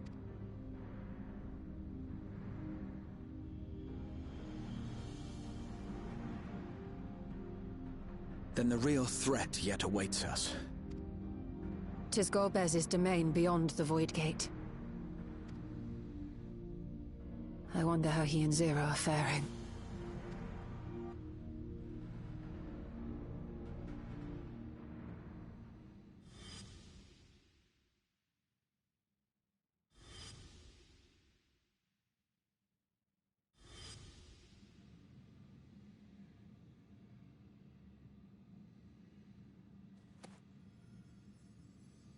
Chasm's crystal. There we go. Is it going to react? That's the interesting thing is, why didn't it react with the key earlier on, right? Like, the key was there before. Although maybe it has to be near a fissure. Maybe that's the problem. Is that it doesn't react by itself, but in the presence of a fissure between worlds, that is when they are the most active, perhaps?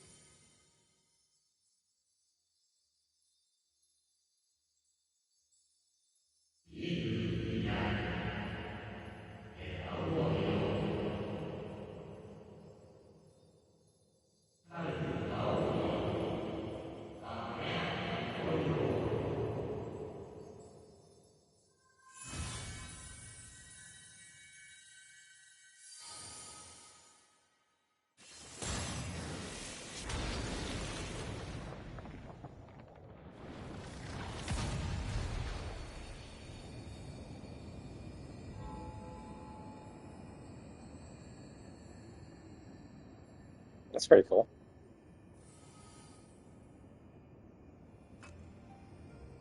The head your way. Let them come.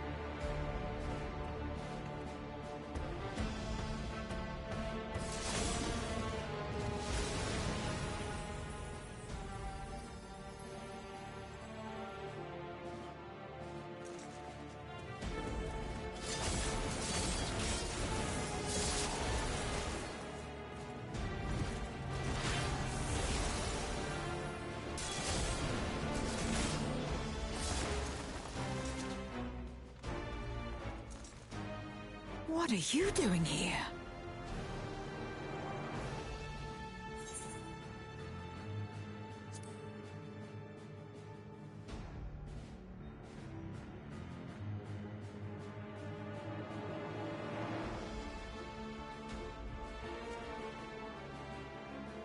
Only you could be so carefree amidst all this.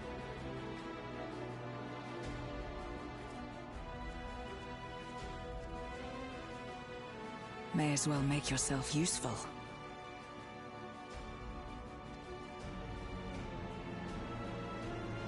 The gate's sheer size appears to have made it a tempting target.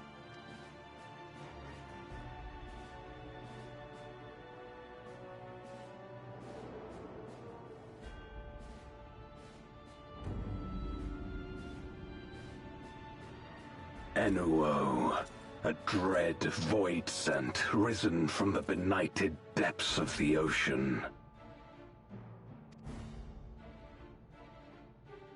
They kept to the confines of their domain while Zeromus endured. No longer, it would seem. And once they had discovered a path to the Red Moon, they wasted no time in making the journey.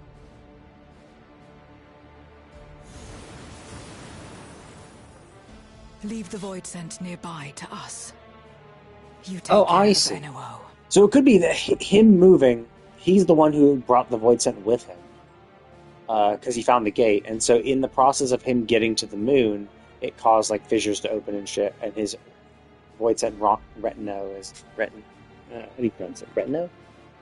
Retinue?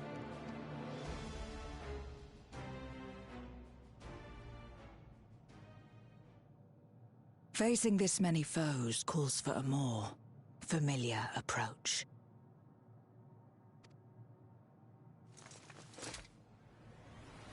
Narrow Reaper mode. That is kind of interesting.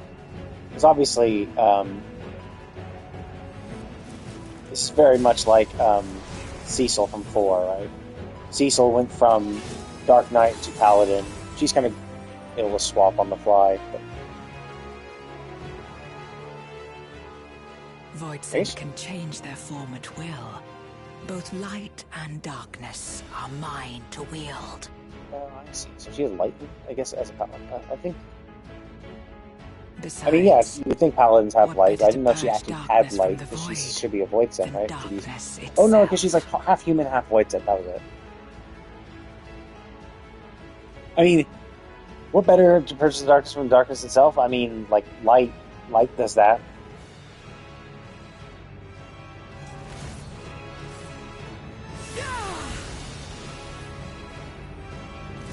But the idea is that she definitely has more experience fighting in this form, so she might be just stronger that way.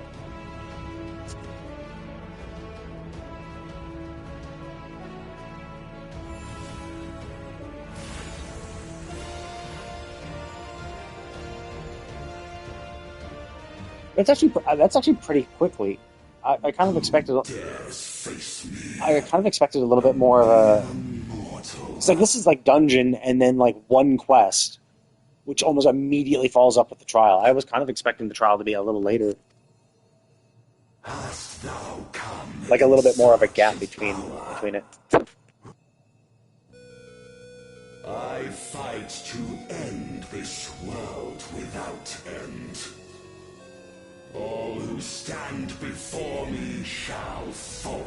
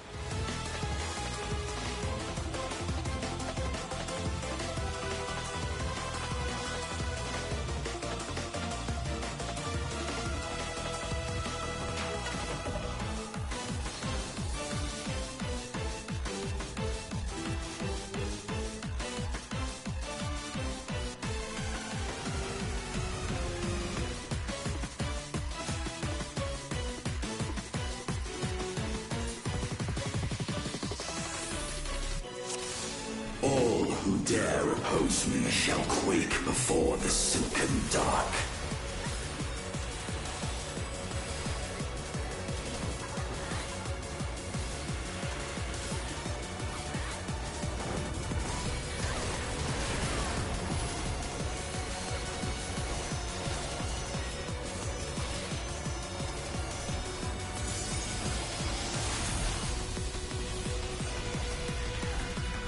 The Void's power is mine to wield.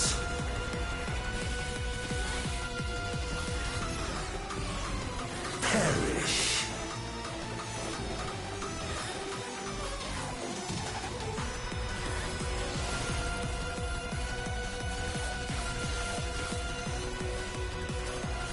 Be still.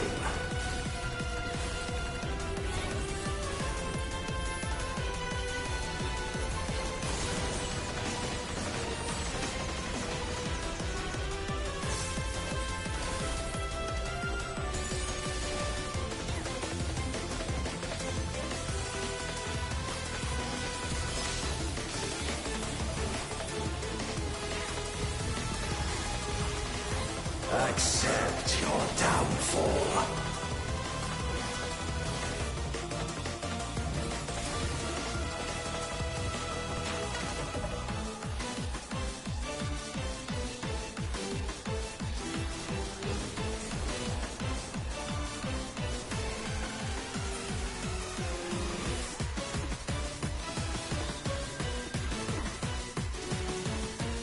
Oh, that's kind of annoying.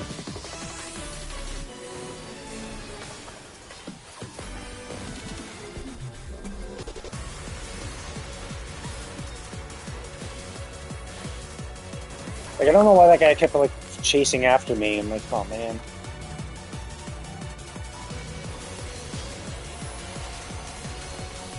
Doth the yawning rift not tempt you?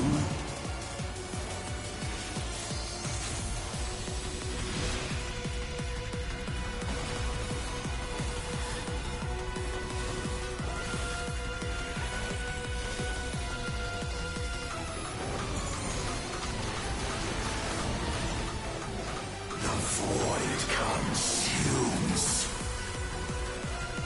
Naught will endure. Neither past nor future.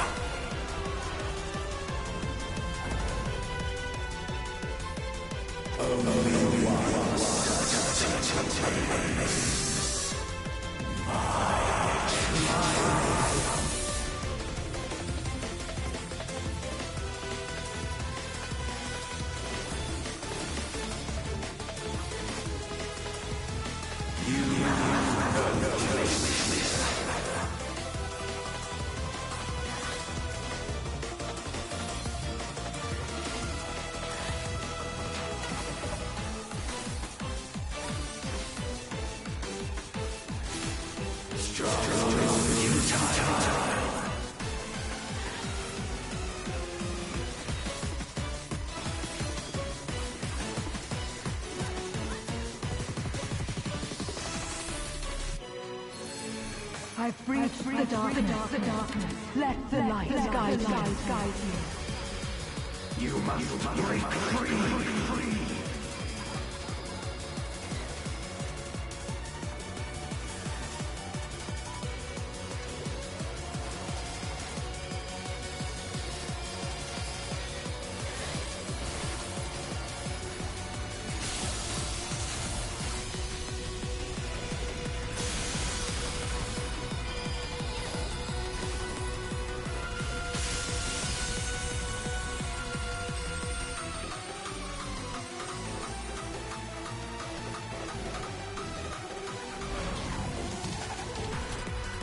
The underlings are no more. Now to deal with NOO. Life and death rendered meaningless.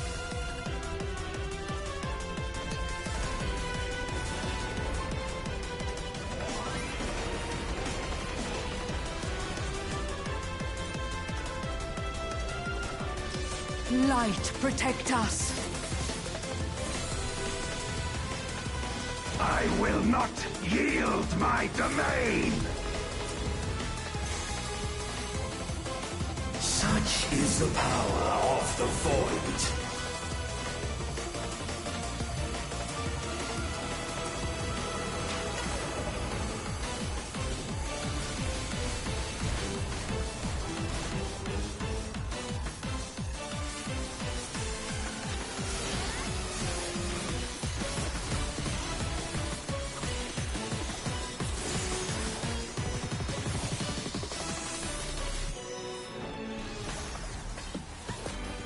The Void shall never cease to be.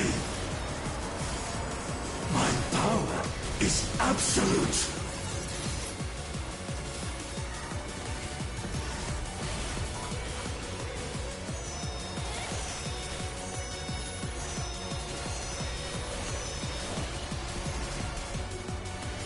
The Void's power is mine to wield.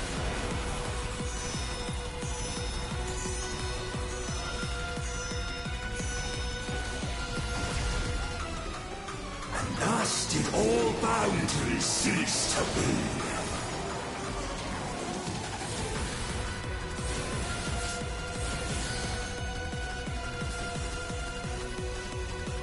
Behold the truth of this world!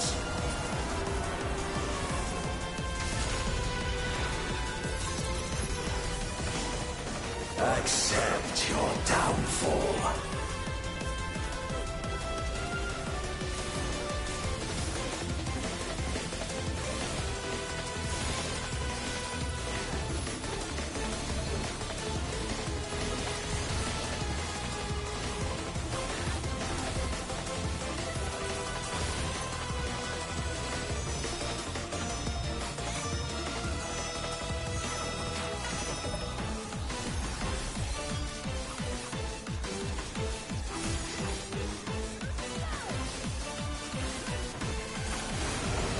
Doth the yawning rift not tempt you? Be still.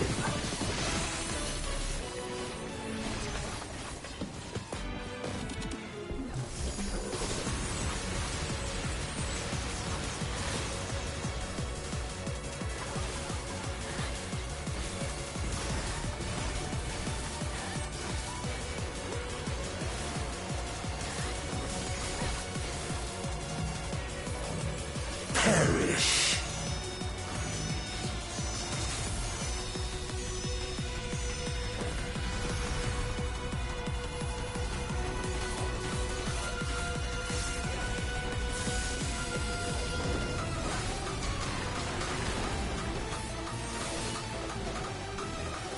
Does the yawning rift not tempt you?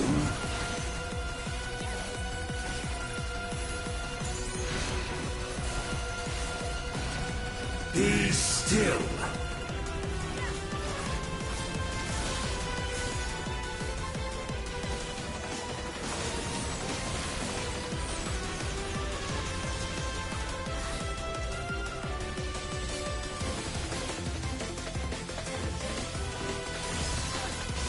Thus did all boundaries cease to be.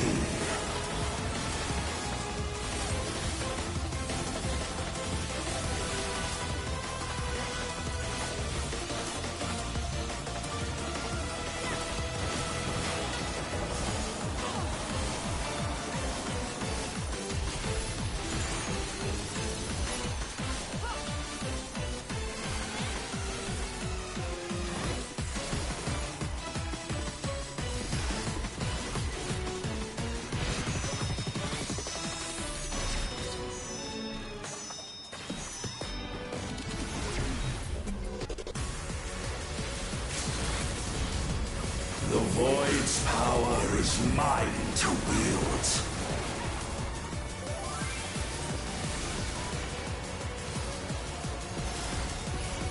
Perish.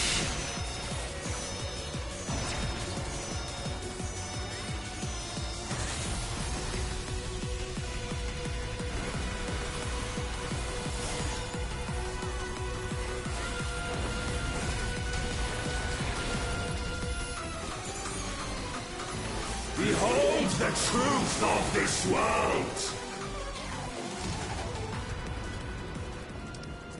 They must be sealed away.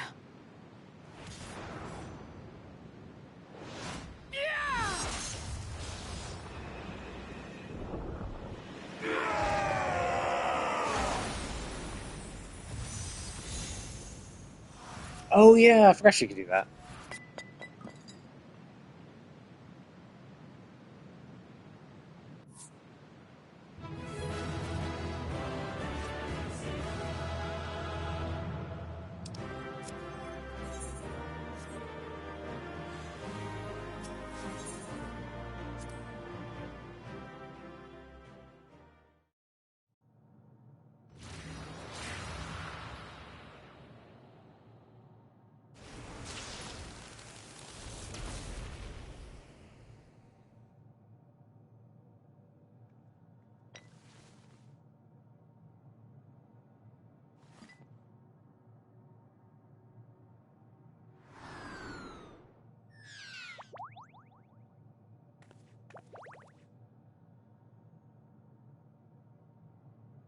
I'm glad you came. We would have struggled to face Enuo alone. I presume you journeyed here to prevent more Void Scent from passing through the gate.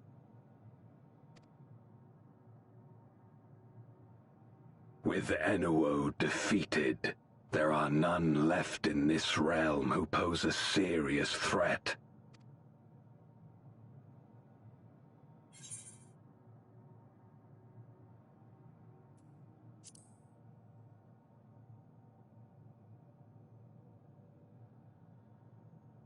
Nothing comes to mind. Why'd you ask?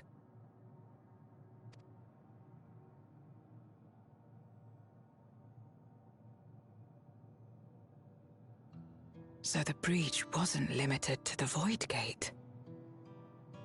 For better or worse, precious little has changed in the 13th since the Romus fell. Have you noticed anything unusual? I know not the reason events have unfolded this way, but there is, perhaps, an explanation as to why the Void Gate and well, there the is an fissures explanation. opened. The question is, do you know the explanation? Of course there's an explanation. We just... Here, in my domain, even the slightest change is keenly felt. When the gate opened, I sensed not the workings of some external force.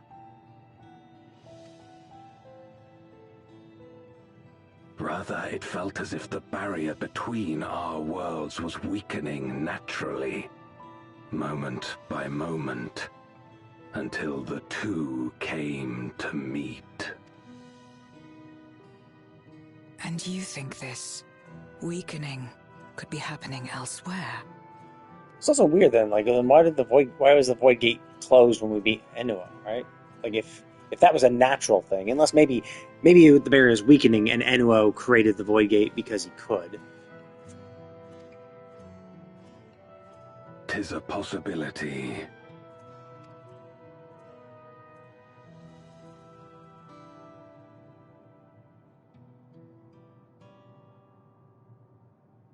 What of Radzit Han and Garlemald?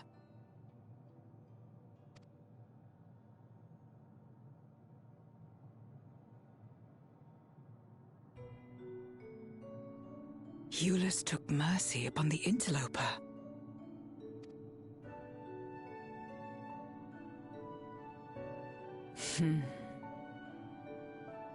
Whether Void Sent or Garlean, we all share the same longing for home.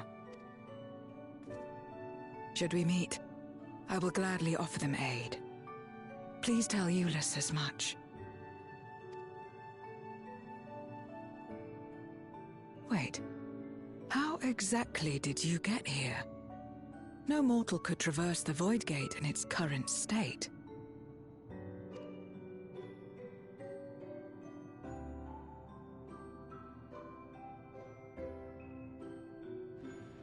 I wonder if they can see that. Is it just something we can see because of our thing, or can they not see it?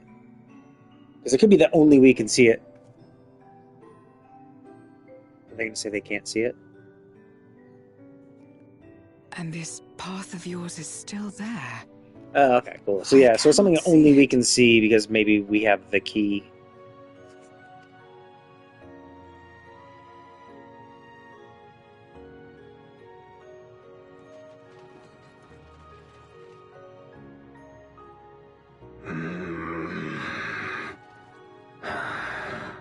Nor does it reveal itself to me. Perhaps the path serves only the key bearer.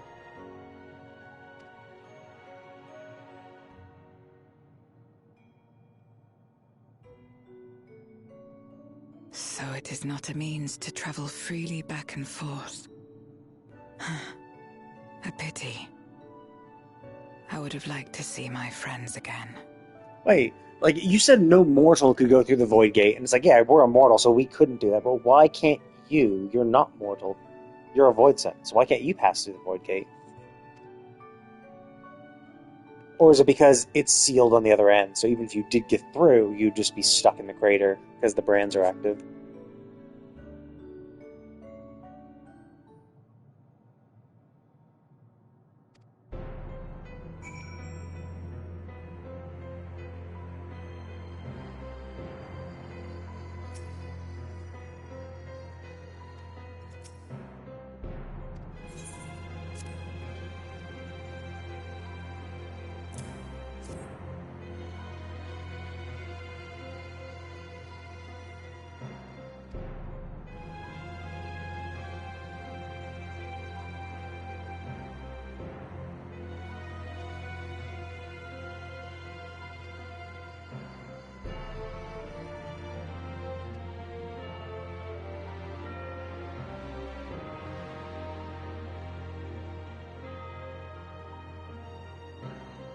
I mean, that's the weird thing, is they keep, like, mentioning, oh, if we could have more culinary traditions, but, like, isn't the whole problem that the whole world was suffused with darkness? Like, how do you grow anything? Like, how do you create ingredients if the world is completely fucked like this? Now, maybe it's possible you can grow things, it just, a different type of thing would grow. Like, only certain types of things would grow in this environment. Not obviously not the moon, but, like, on the actual planet. Like, maybe they can grow stuff, but it's just, I don't know. It's kind of like, isn't the whole point that, like, the world's kind of fucked, and the reason why you eat yourselves is to grow stronger in this dog-eat-dog world, and so you choose not to cook, but also, like, there's probably run out of ingredients by now too.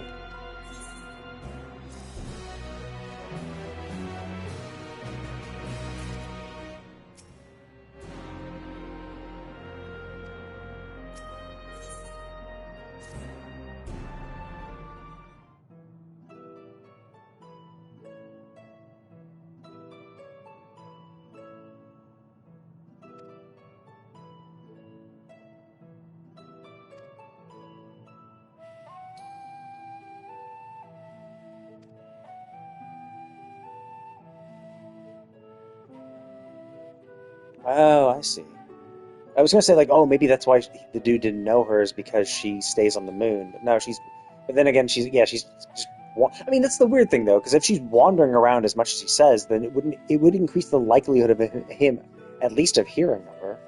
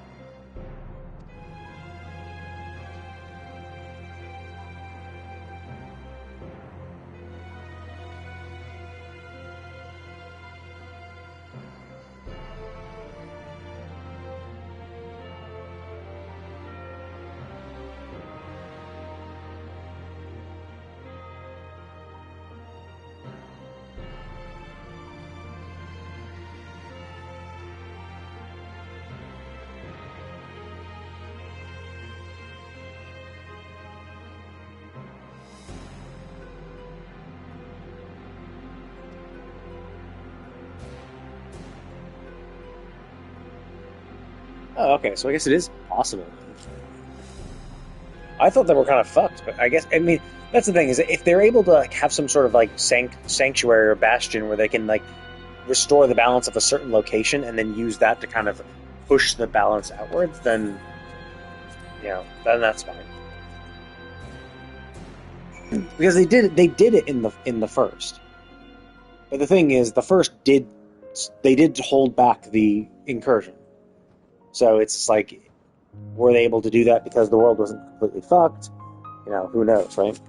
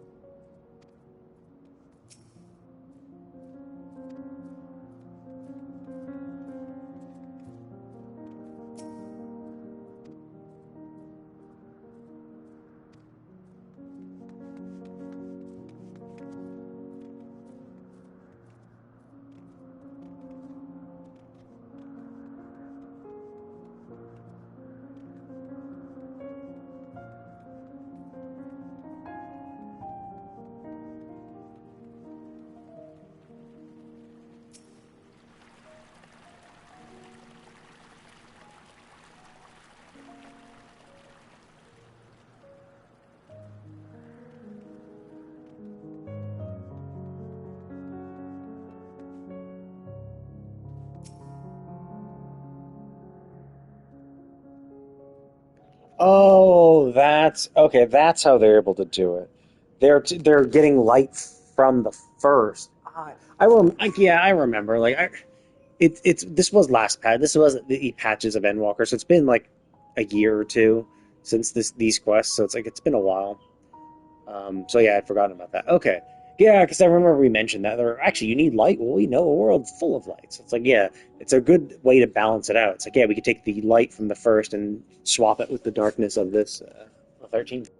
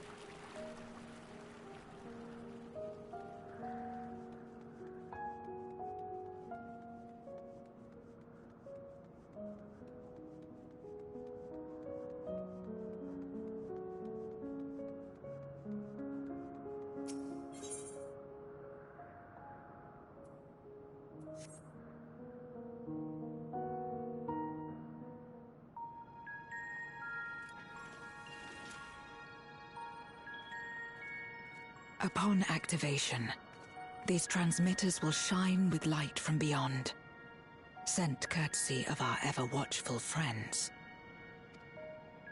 They will serve as beacons in the dark for those that would seek me out.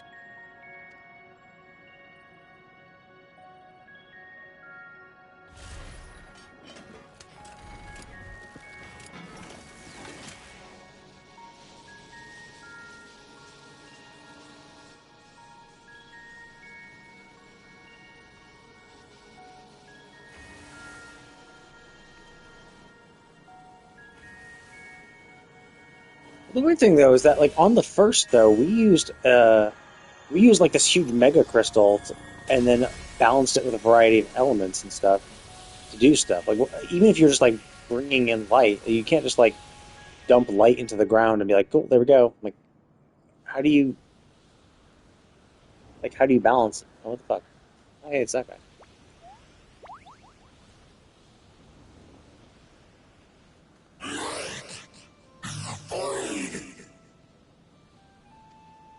Immortal Nullus. I did not expect to see you here.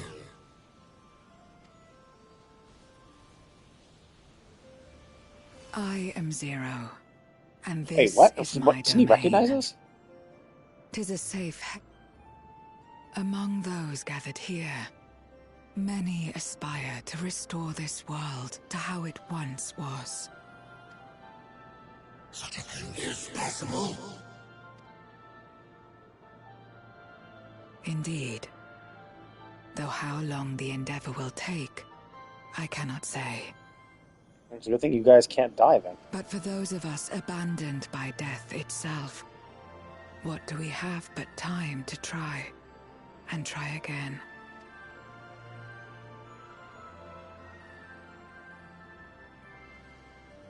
Very well. This light is ample proof your comrade spoke true. However long it takes to restore our world, you shall have my aid.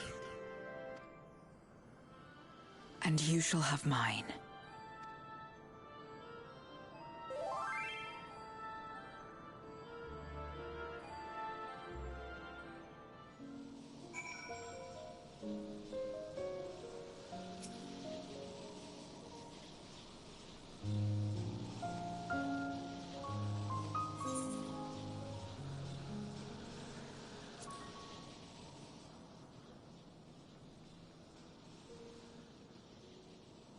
I've already talked to the Void Sense, so I guess there's really nothing else for me to do. So I might as well just head back.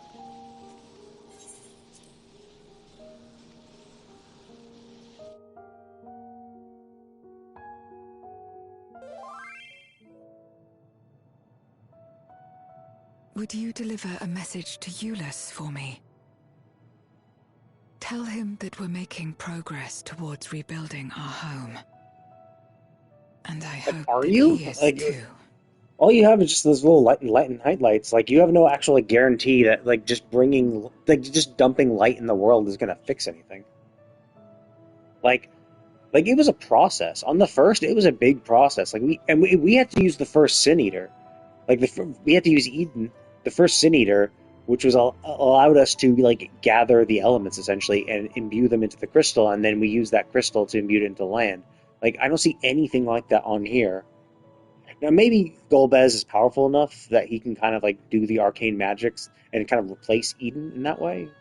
Like he can do what Eden could, as a very powerful void scent. So maybe, I don't know. It's kind of weird. Like, it just seems like, yeah, we just have transmitters. We're just siphoning light over here. It's like, okay, but like it's not just about balancing light and dark. You have to balance all the elements too.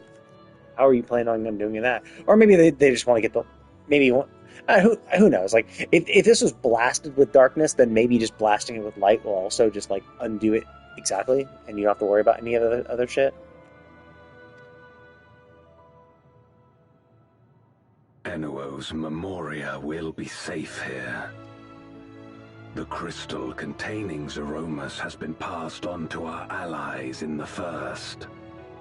If Enuo's Memoria might serve them in restoring their world, We shall likewise consider its transfer. And if we're gonna rejoin all the shards, then does this even matter?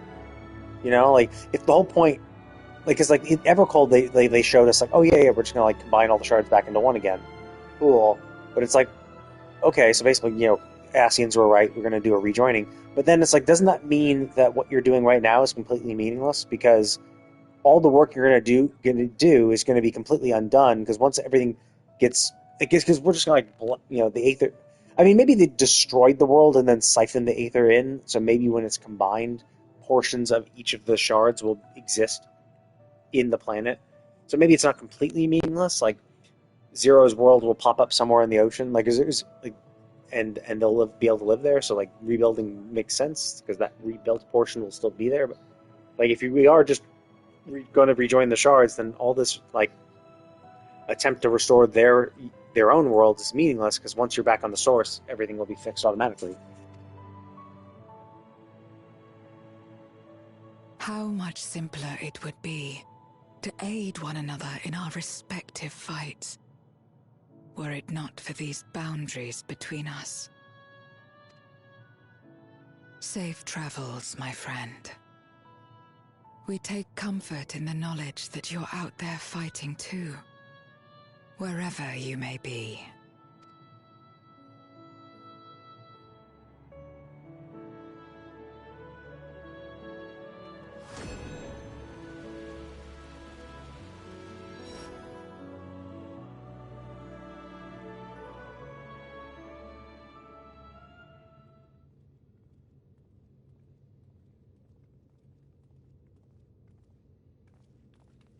No luck, I'm afraid. It appears she's not in Mare Lamentorum.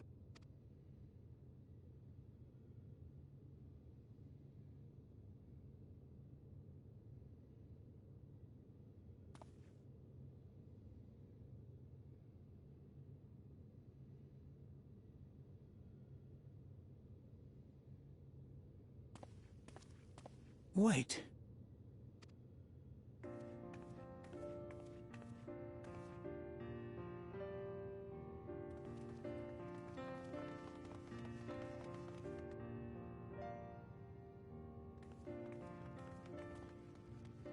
God, you had us worried. You suddenly disappeared. We didn't know what to think.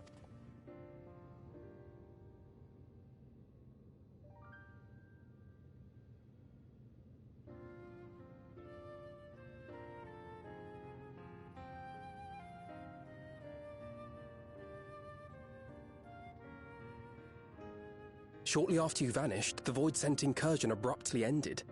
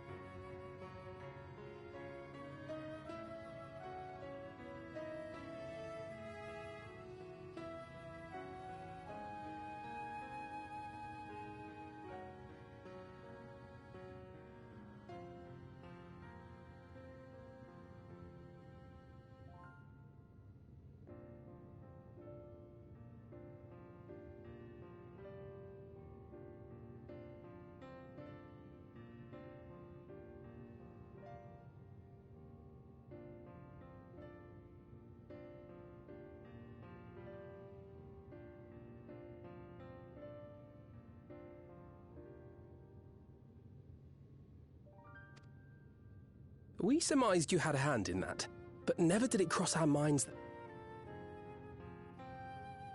This golden path you said you traversed wasn't visible to us either. Nor did we hear a voice. Ethos. Might this be the key's true name? While many mysteries remain, for now, I am glad to learn the state of affairs in the 13th. Golbez's suspicion that the barrier twixt worlds has begun to weaken. 'Twould certainly explain the surge in fissures manifesting in the source. Yet what could be behind such a phenomenon?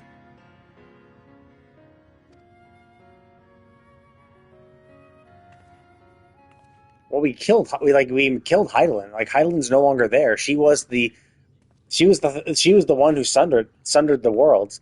It could be that without Heidelin, like, maintaining her sundering, they're just going to slowly come back to normal. Like, being unsundered is the natural state of the world. What she did was, used a huge amount of power to do so, and then presumably was maintaining it. That's why she continuously got weaker as Zodiark awakened, is because he was able to suppress her and stuff.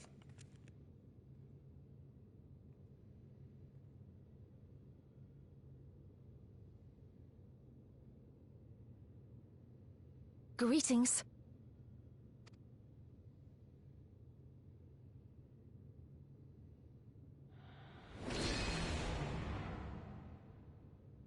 I am Helmerut of the Asians.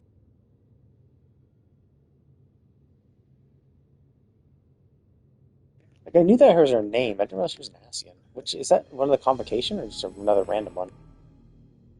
We are your sworn foes, I know. But on this occasion, will you not put away your arms? Oh, is she going to teach us, like, the way to rejoin? So she's like, yeah, you must have realized that the worlds are already starting to rejoin, so we're going to, give you our knowledge on rejoining so that we can help you do it in a maybe less lethal way.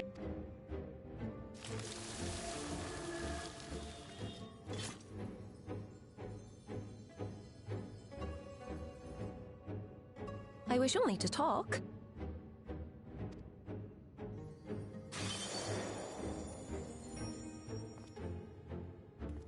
That's a pretty cool effect.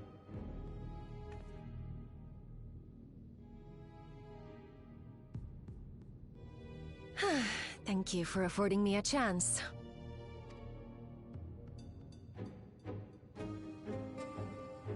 Bereft of the unsundered, we were under the impression you and yours no longer had cause to continue your activities. That you should reveal yourself at this juncture. Well, like, bereft of the unsundered, it's not like they stopped because they wanted to. It could be they stopped because they were unable to. It could be that the remainders just don't have the power to trigger issues. It could be they needed the power of everything. Also, the fact that, like, rejoining, the whole point of rejoining was to bring Zodiark back together. With Zodiark destroyed, there's no real point in doing so. Although, beyond just the point of bringing the worlds back together, right? Like, they were bringing the worlds back together as a means to, one, restore the world, and two, resurrect Zodiark. But returning the world back to what it once was is still a viable thing. But it also could be that the Asians were like, the remaining Asians were like, well, we just don't have the power to actually do this. Like, we couldn't fight. Like, if we tried to do it again, you'll stop us, and we aren't strong enough to beat you because the ones who are much stronger than us weren't able to beat you either. So it might not be they lack the desire; they just lack the ability. Calyx with the knowledge of summoning and the reflections. Yes, that is correct.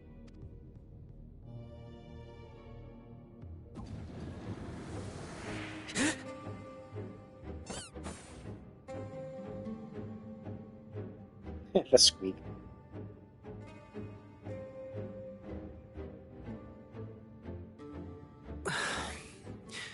Was it necessary to reveal my present form as well? Calyx. So he succeeded in transferring his memories after all.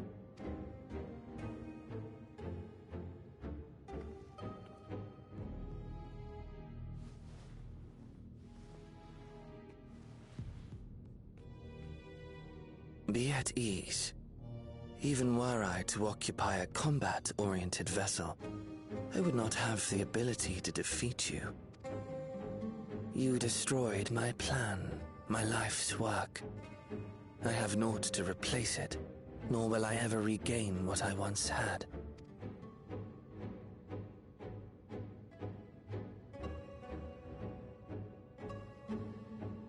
If you wish to speak, Halmarut, will you not tell us what it is that you hope to accomplish?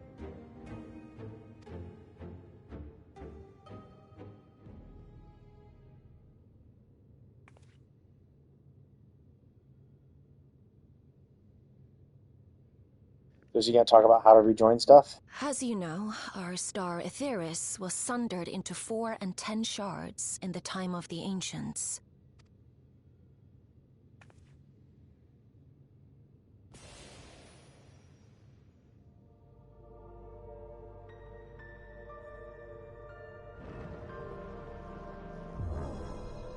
As the will of the star, Hydaelyn perpetuated this unnatural division for millennia. And in the wake of her passing, nature has begun to reassert itself.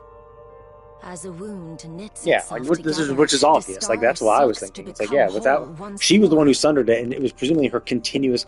Like, that's why she stopped having any power, is because all her power, like, one, Zodiac was becoming stronger and able to suppress her more, and then she had to dedicate all her power into just keeping the sundered world sundered. Yes, it seeks to rejoin with all of its shards.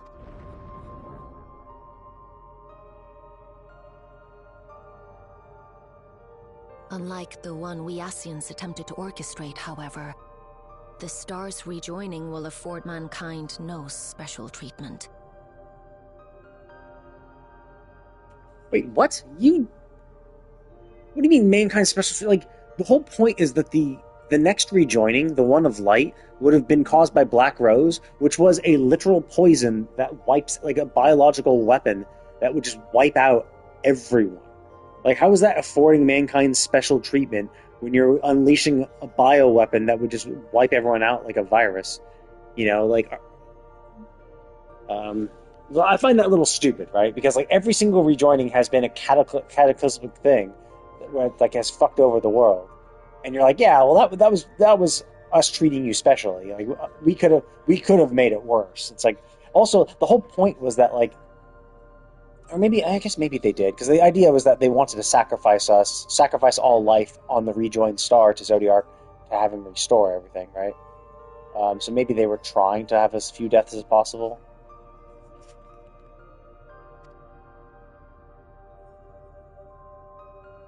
All life and matter will be condensed into a single whole and remade for a new beginning. A complete rebirth. Okay. Well, yeah, that's actually much, much worse then. Because before it was just like, oh, yeah. Like, so basically, what the Ascians were doing, they weren't, I would say that it's not that they were giving mankind special privilege.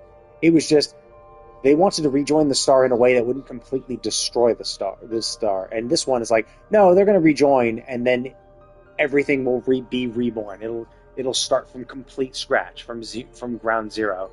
Whereas theirs were like, no, we just want to rejoin. And sure, it might, like, you know, smack the world around a little bit, but, like, it will still remain whole. This one's like, nope, we're just going to, like, it'll condense into one thing and then start completely fresh as a blank slate.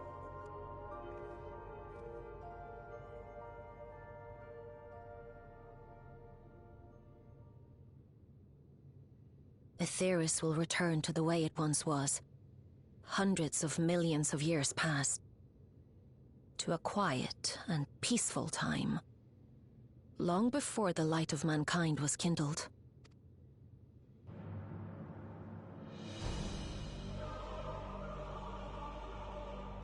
Supposing for a moment we believe you, how can you possibly know all this?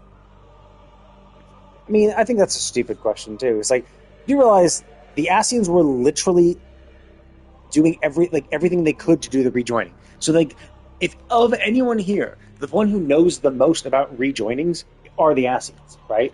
So have you ever thought that in their thought, like, and they also fucked up on the 13th, so it's like, yeah, they fucked up, and then they've, like, tried it multiple times successfully. So, like, yeah, have you never thought that they might have also researched other methods of rejoining, and they came across, like, oh, okay, well, this is what the star would naturally do, so we're going to try to change that to suit our own ends.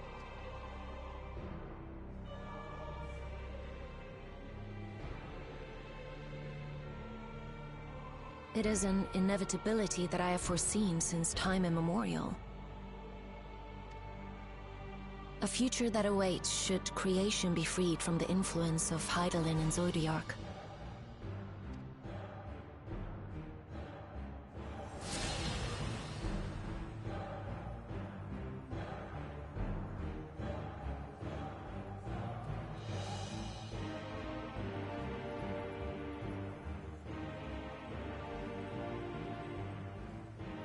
The star is tolerant to life. It holds no grudges, and neither rages nor weeps for being sundered.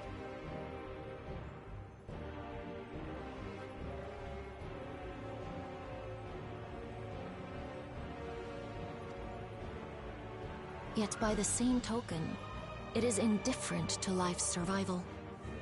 Yeah, I mean, that's the whole thing, too. Like, so as humans, we care about global warming and the hole in the ozone layer, and like, oh my god, like, all these horrible things, but like, the planet will be fine. Like, even if the planet becomes inhospitable to humans, like, the planet doesn't give a shit, right? Like, the planet will just continue on, and something else will find a way to live, and life will just move on, right?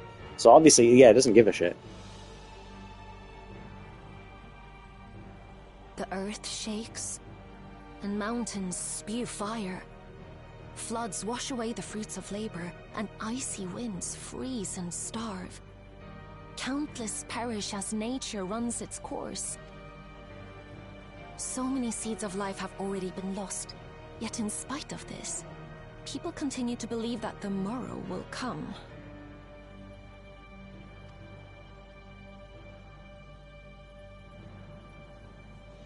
But it will not. For nothing lies beyond the solstice, when all creation is reunited. When that day comes, every last trace of mankind shall be erased.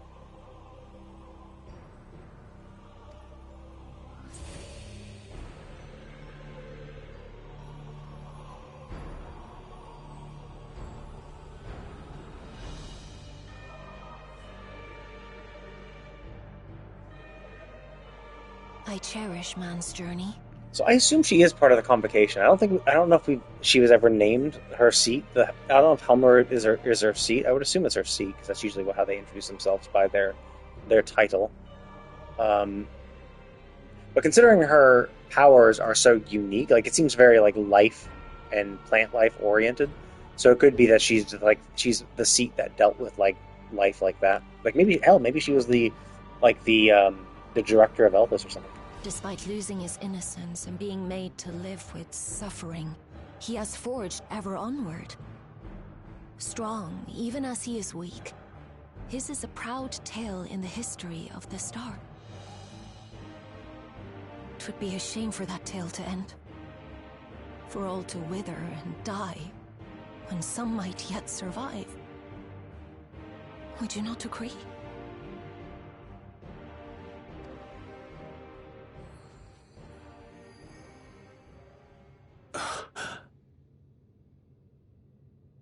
If a natural rejoining doth lead unto the solstice, then thine intent is to preemptively rejoin the worlds. Correct. It was for this very purpose that Halmarut recruited suitable collaborators from the Reflections.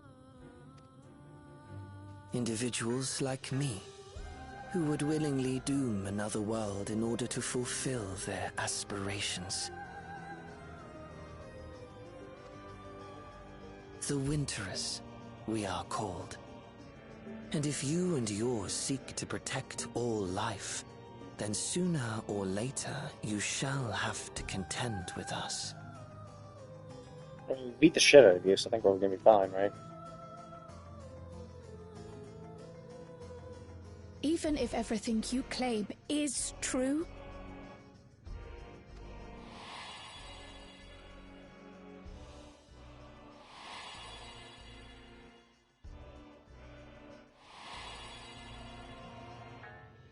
what you've done, Calyx, it's unforgivable!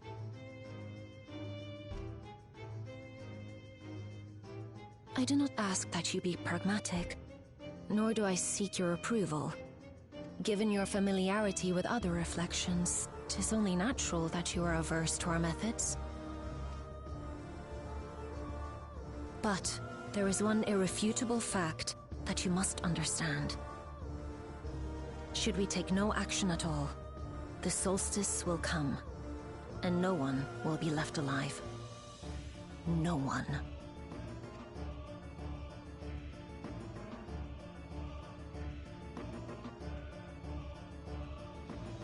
Of course, should it serve to satisfy your ambition, you are welcome to deal with the reflections as you deem fit.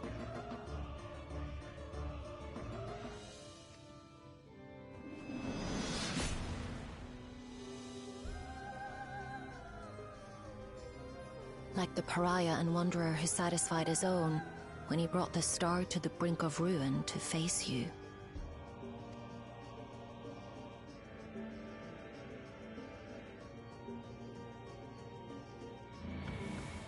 Wait!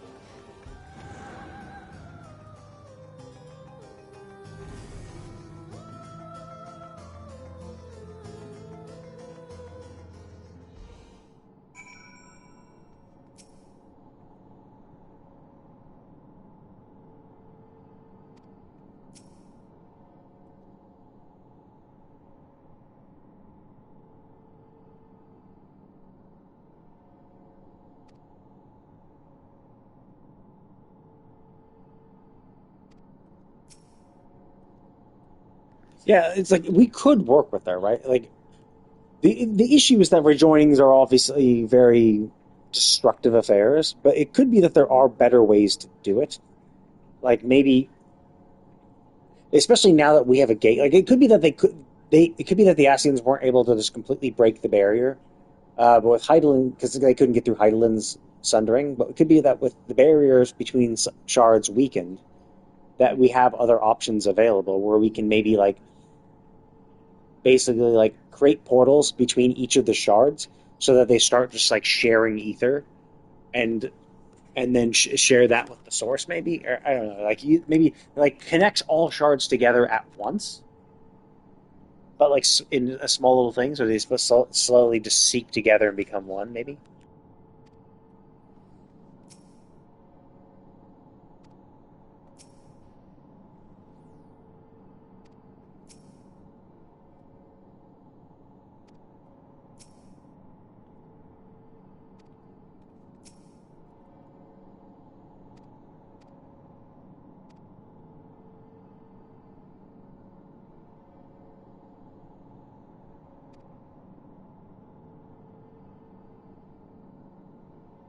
Well, yeah, of course, Heidelin wouldn't have made mention of that. Like, Heidelin was the one who sundered it. As long as Heidelin was around, they would stay sundered.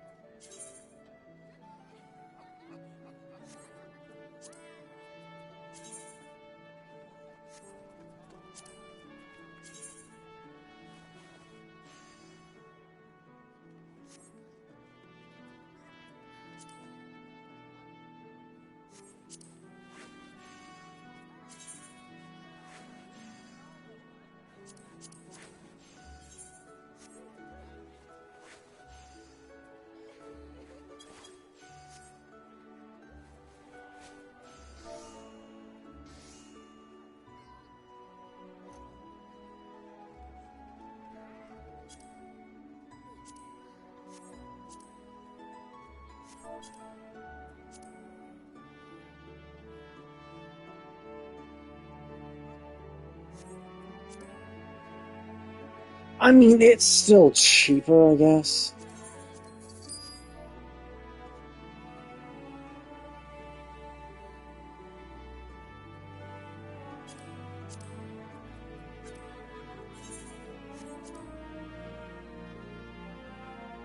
Oh, not really, actually.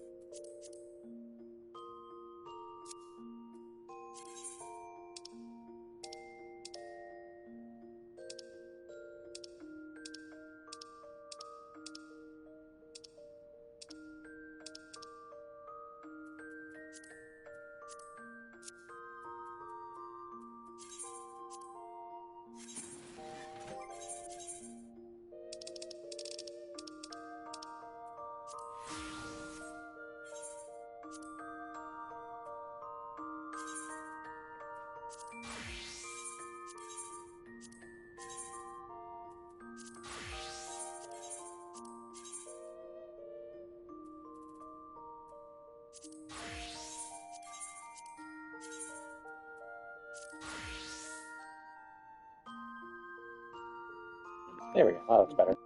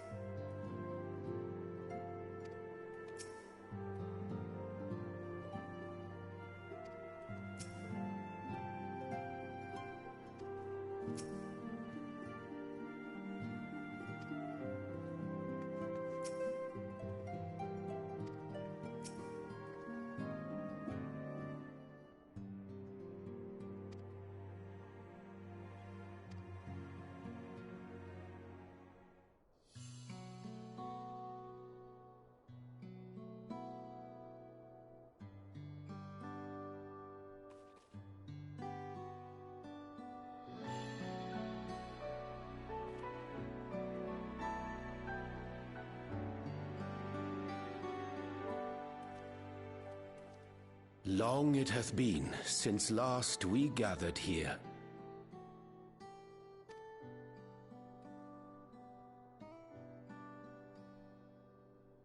Though our order's dissolution was indeed in name only, thereafter we did largely operate independent of one another. All of which is to say, full glad am I to stand in such esteemed company once more.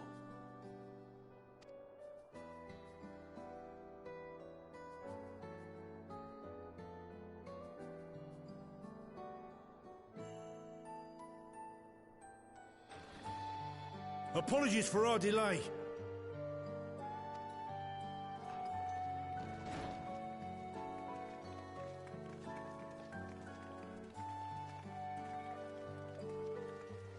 We're reporting for duty. This is everyone that we could round up on short notice. The others are still en route. Estinian alone we weren't able to make contact with. But we're working on it. No doubt his link pearl is buried at the bottom of his bag. Knowing him, he'll turn up when we least expect it. Now, as much as I'd like to savour our reunion, Tataru tells us there have been developments. Will you apprise us of the details?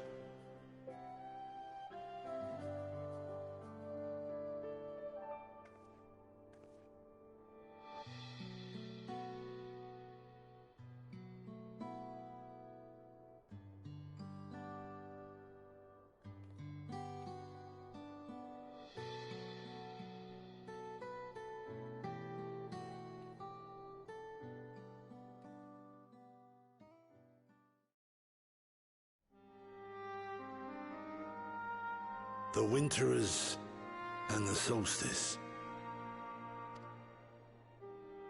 The veracity of Halmarut's claims remains unclear.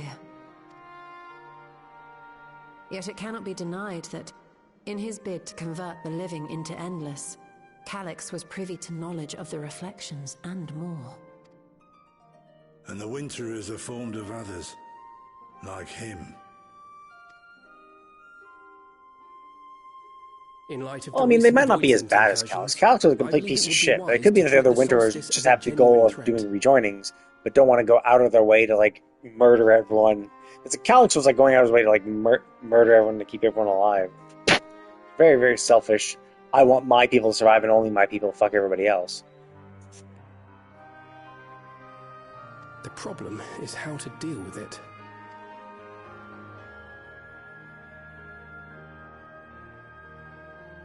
Both the source and the reflections are home to irreplaceable life. I would protect them all if I could.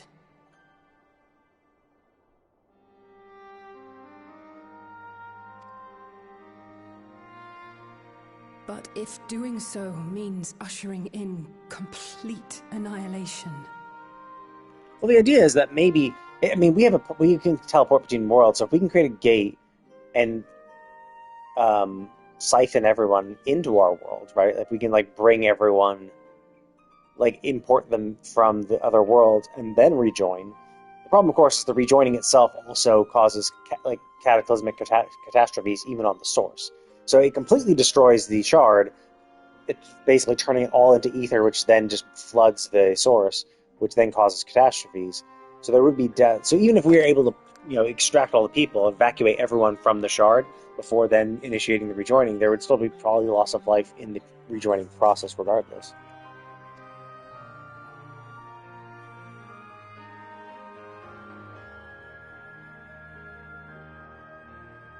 Then what can we possibly do?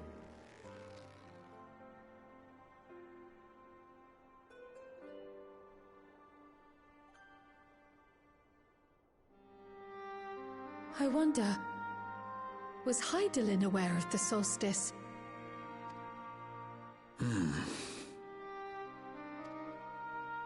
Given that we had no knowledge of it when you journeyed to Elpis, you couldn't have warned Venar. So it is entirely possible she was unaware.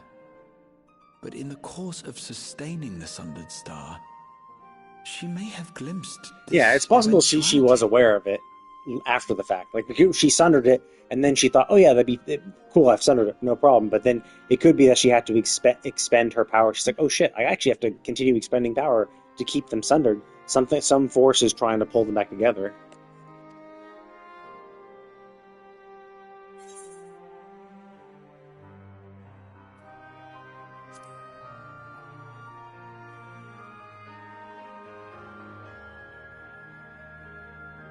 So she believed that we could overcome this trial as well.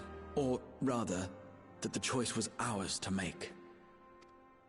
Whichever it may be, it is we who must find the answer. We who live in the here and now.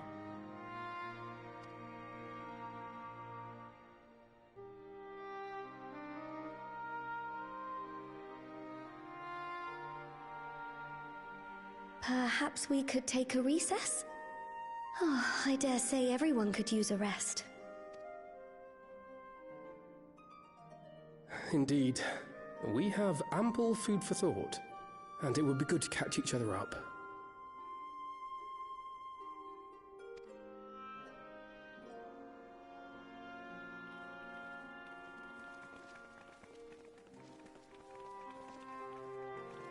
Ere I forget, Heron, I believe you should keep the key, Ethos, in your possession. After all, it seems that is one mystery I am not destined to unravel.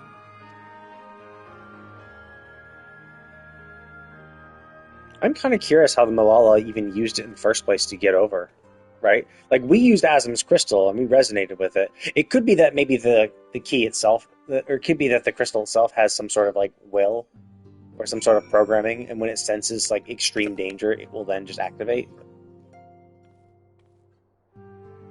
And so it activated and provided a door to the desperate Malala. So it might have been something, it might have been like they didn't do anything themselves, or who knows, maybe they prayed to it, the power of prayer and all that shit. That's how the primals are summoned.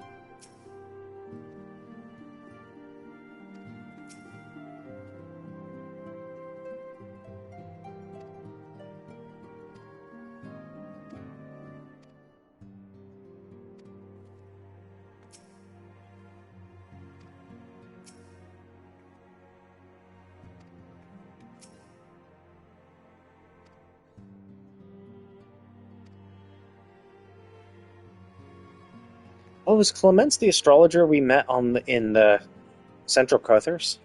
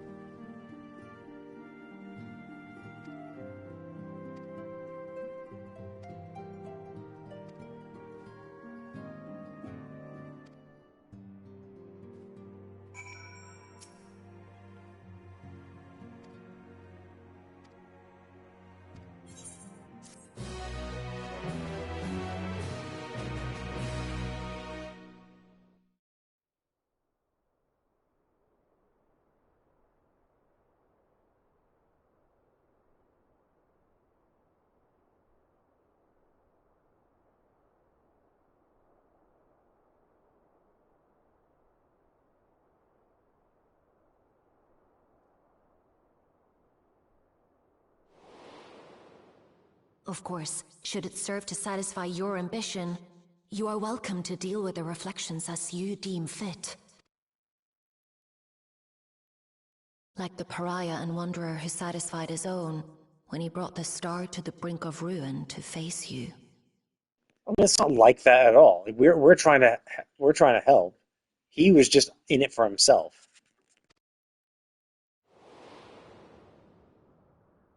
I detest evenings such as this. Too bright, too stimulating. The mind distracted. Is Calix able to teleport himself, or was he brought in by Helmut?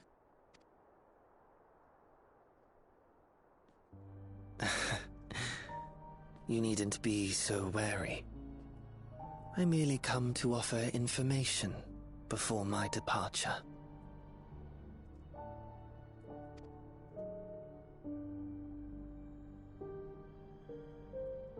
Halmarut and I will soon cross the rift to observe the enactment of another Winter's plan.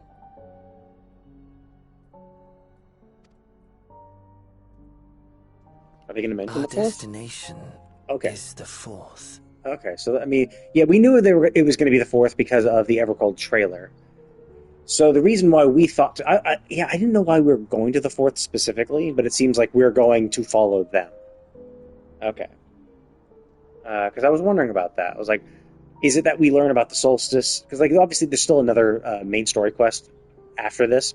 Another, so I think 7.56 will have the final story quest of Dawntrail. So there could be obviously more information there. But I didn't know if like we were going to be like, oh hey cool, we need to like the first and the 13th are already working to like balance themselves, which might be a way to rejoin them. But it could be that they were like, oh well, we need to go to the other reflections and see the status of them. So it could have just been we chose the fourth randomly, but it seems like no, that wasn't the case. It's like we were told exactly where they're going to go, so we're probably going to go there to stop them.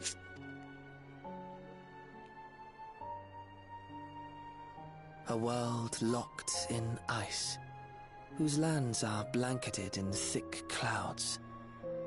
In order to survive, man has fled to the skies, using great magics to establish new civilizations.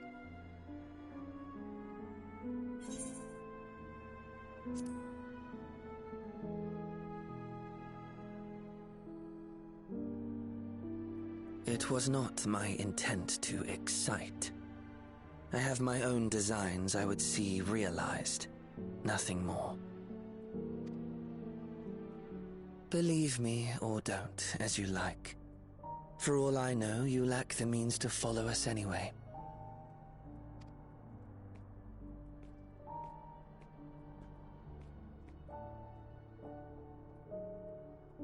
What Halmarut said to you earlier.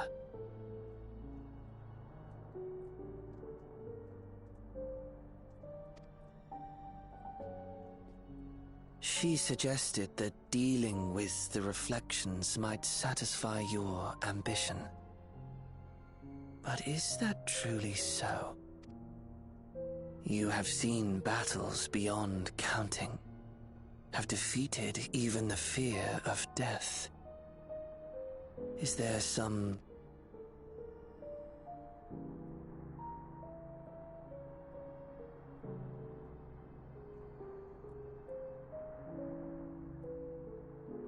I will share with you a truth.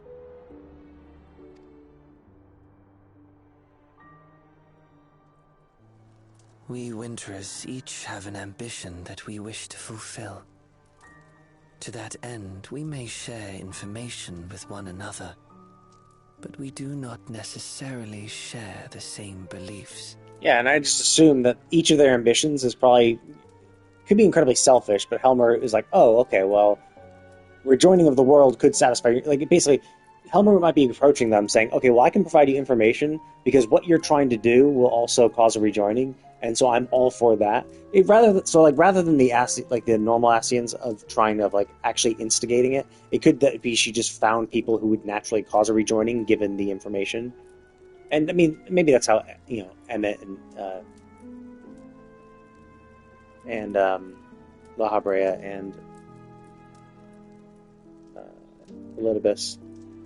Maybe that's the way they did it too, to provide them information and let them do their own thing. Just as you and yours decried my actions, I find those of my fellows objectionable. Be that as it may, it is the culmination of our lives' works that we would bring to the world. Fruits born of undying devotion, daring aspiration, and unwavering ideals. No matter how we are reviled, no matter what we must steal, our actions will be vindicated by those who abide in the future we create. Yeah, like each one of them could be doing something that would fuck over everyone but their own little in-group. And so each of them has their own little in-group. So obviously Calix's method of strip the ether of every other shard except ours and pour it into our Endless obviously would run counter to other of the Winterers' plans of maybe, doing something else to protect their own people, right? So we could be going to they could be going to the fourth, and one of the Winterer people is like, oh well, I want to fuck over all the other shards so that the fourth can be revived. Type thing. It's like, well, yes, obviously, if you're only ever in it for yourself and your shards people, then yeah, you might be trying to do the same thing, but only benefiting your own people in the process. In your benevolence, you may seek to save everything and everyone. But once all is consequently consigned to oblivion, your noble deeds will amount to nothing more than folly. For no living soul shall remain to judge them. But to that end, will it be a folly? If no one can judge, because basically it can only be a folly if someone judges it as a folly. But if no one's around to judge it, whether negatively or positively, then it's not, right? If we're trying to save all life and we fail, sure, we would have failed, but no living soul will remain to judge, so even if we fail, no one's going to judge us for our failure. Because they'll be dead.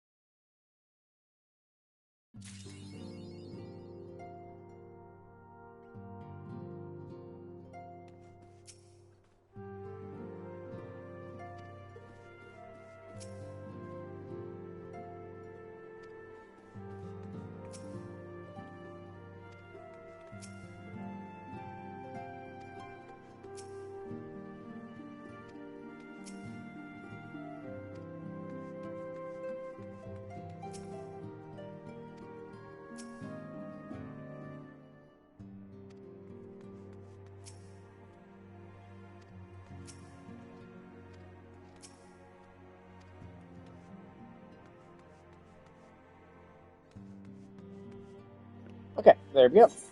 So that is it. I'm done. Let me just double check to make sure. Oh yeah, these guys.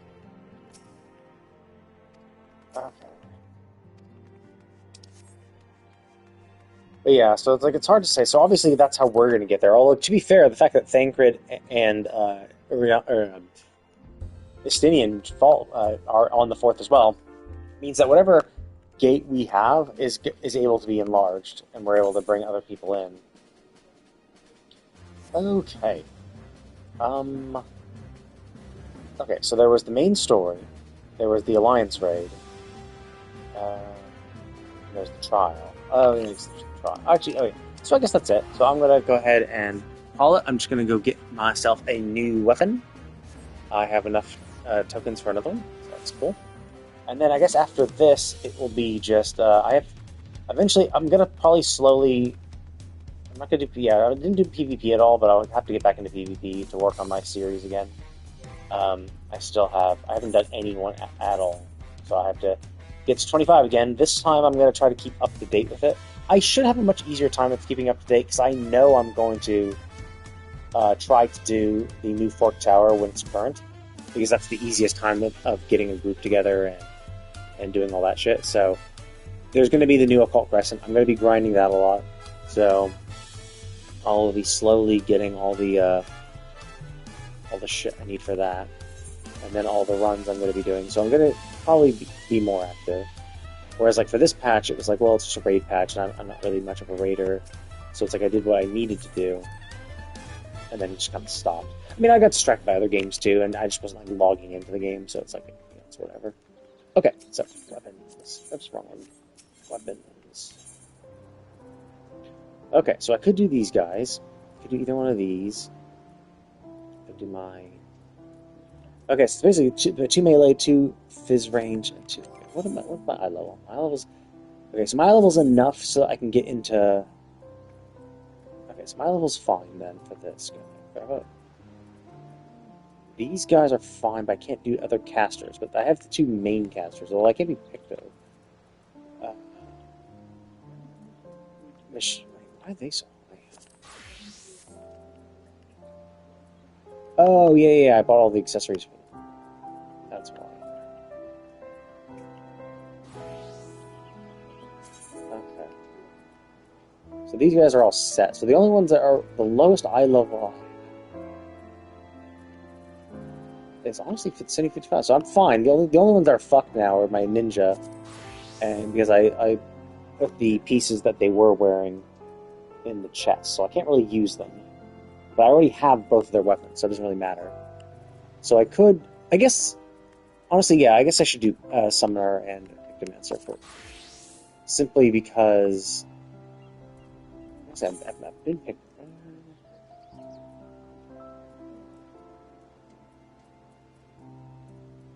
Yeah, whatever.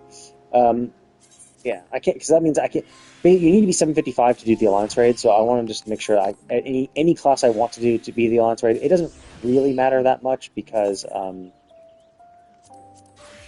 doesn't really matter that much because it's not like I could I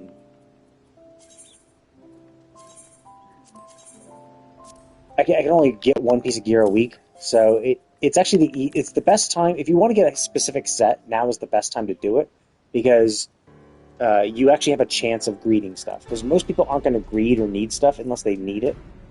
Like they might not even like most people are going to be aiming for the set they want, and won't be like greeding on everything. So you have a much better chance of getting gear because they're less likely to greed a set that you're also greeding.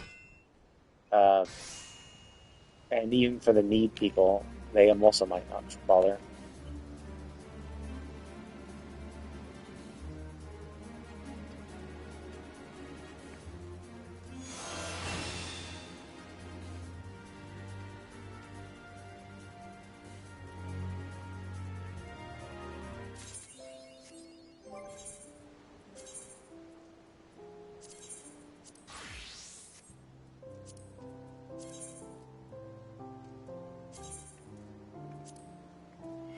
Oh wow, both of them actually succeeded to be extracted. They only had a 40% chance of being extracted. So the fact that I was successful for both of them is nice. Okay, there we go. I think I'll just leave it with this for now. I don't have another... Actually, the other one didn't shine, right? Remember, did that shine at all? What do you look like? Oh yeah, you're just a non-shiny version. But then we're gonna. Oh yeah. There's the The first one was the base version. Then we made it shine in this step, and then there's the new step I haven't done because I've been lazy and slacking off on the paste. And then that will be a new base version with a shine. Okay, so that's all well and good. So, okay, so that's my caster. Then next weapon will be my summoner. but right now I'm only missing five of the Umbra weapons. That's it, just 5. So I'm getting really close. But then again, there's also the third step, which I haven't even started on. I need to get the pace all maxed out, and then it'll be the same, more tombstones type shit. So we'll see how that goes. But anyway, I'm going to call it tonight. And tomorrow, I'm not sure what I'm going to do tomorrow.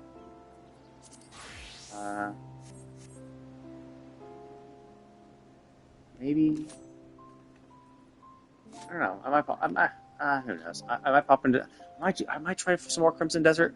Although, because I have actually explored most of Demoness, so now it's actually time to like focus on the main story, as it will take me more into Crimson Desert, and then into Delizia at some point. But then I could do work more on this. I have roulettes to do. I still want to do some more variant dungeon stuff because I don't have all the Aloe sherds. I need some more Korvosi sherds to get the second glamour set, and then I'll be good, and I don't have to worry about shit.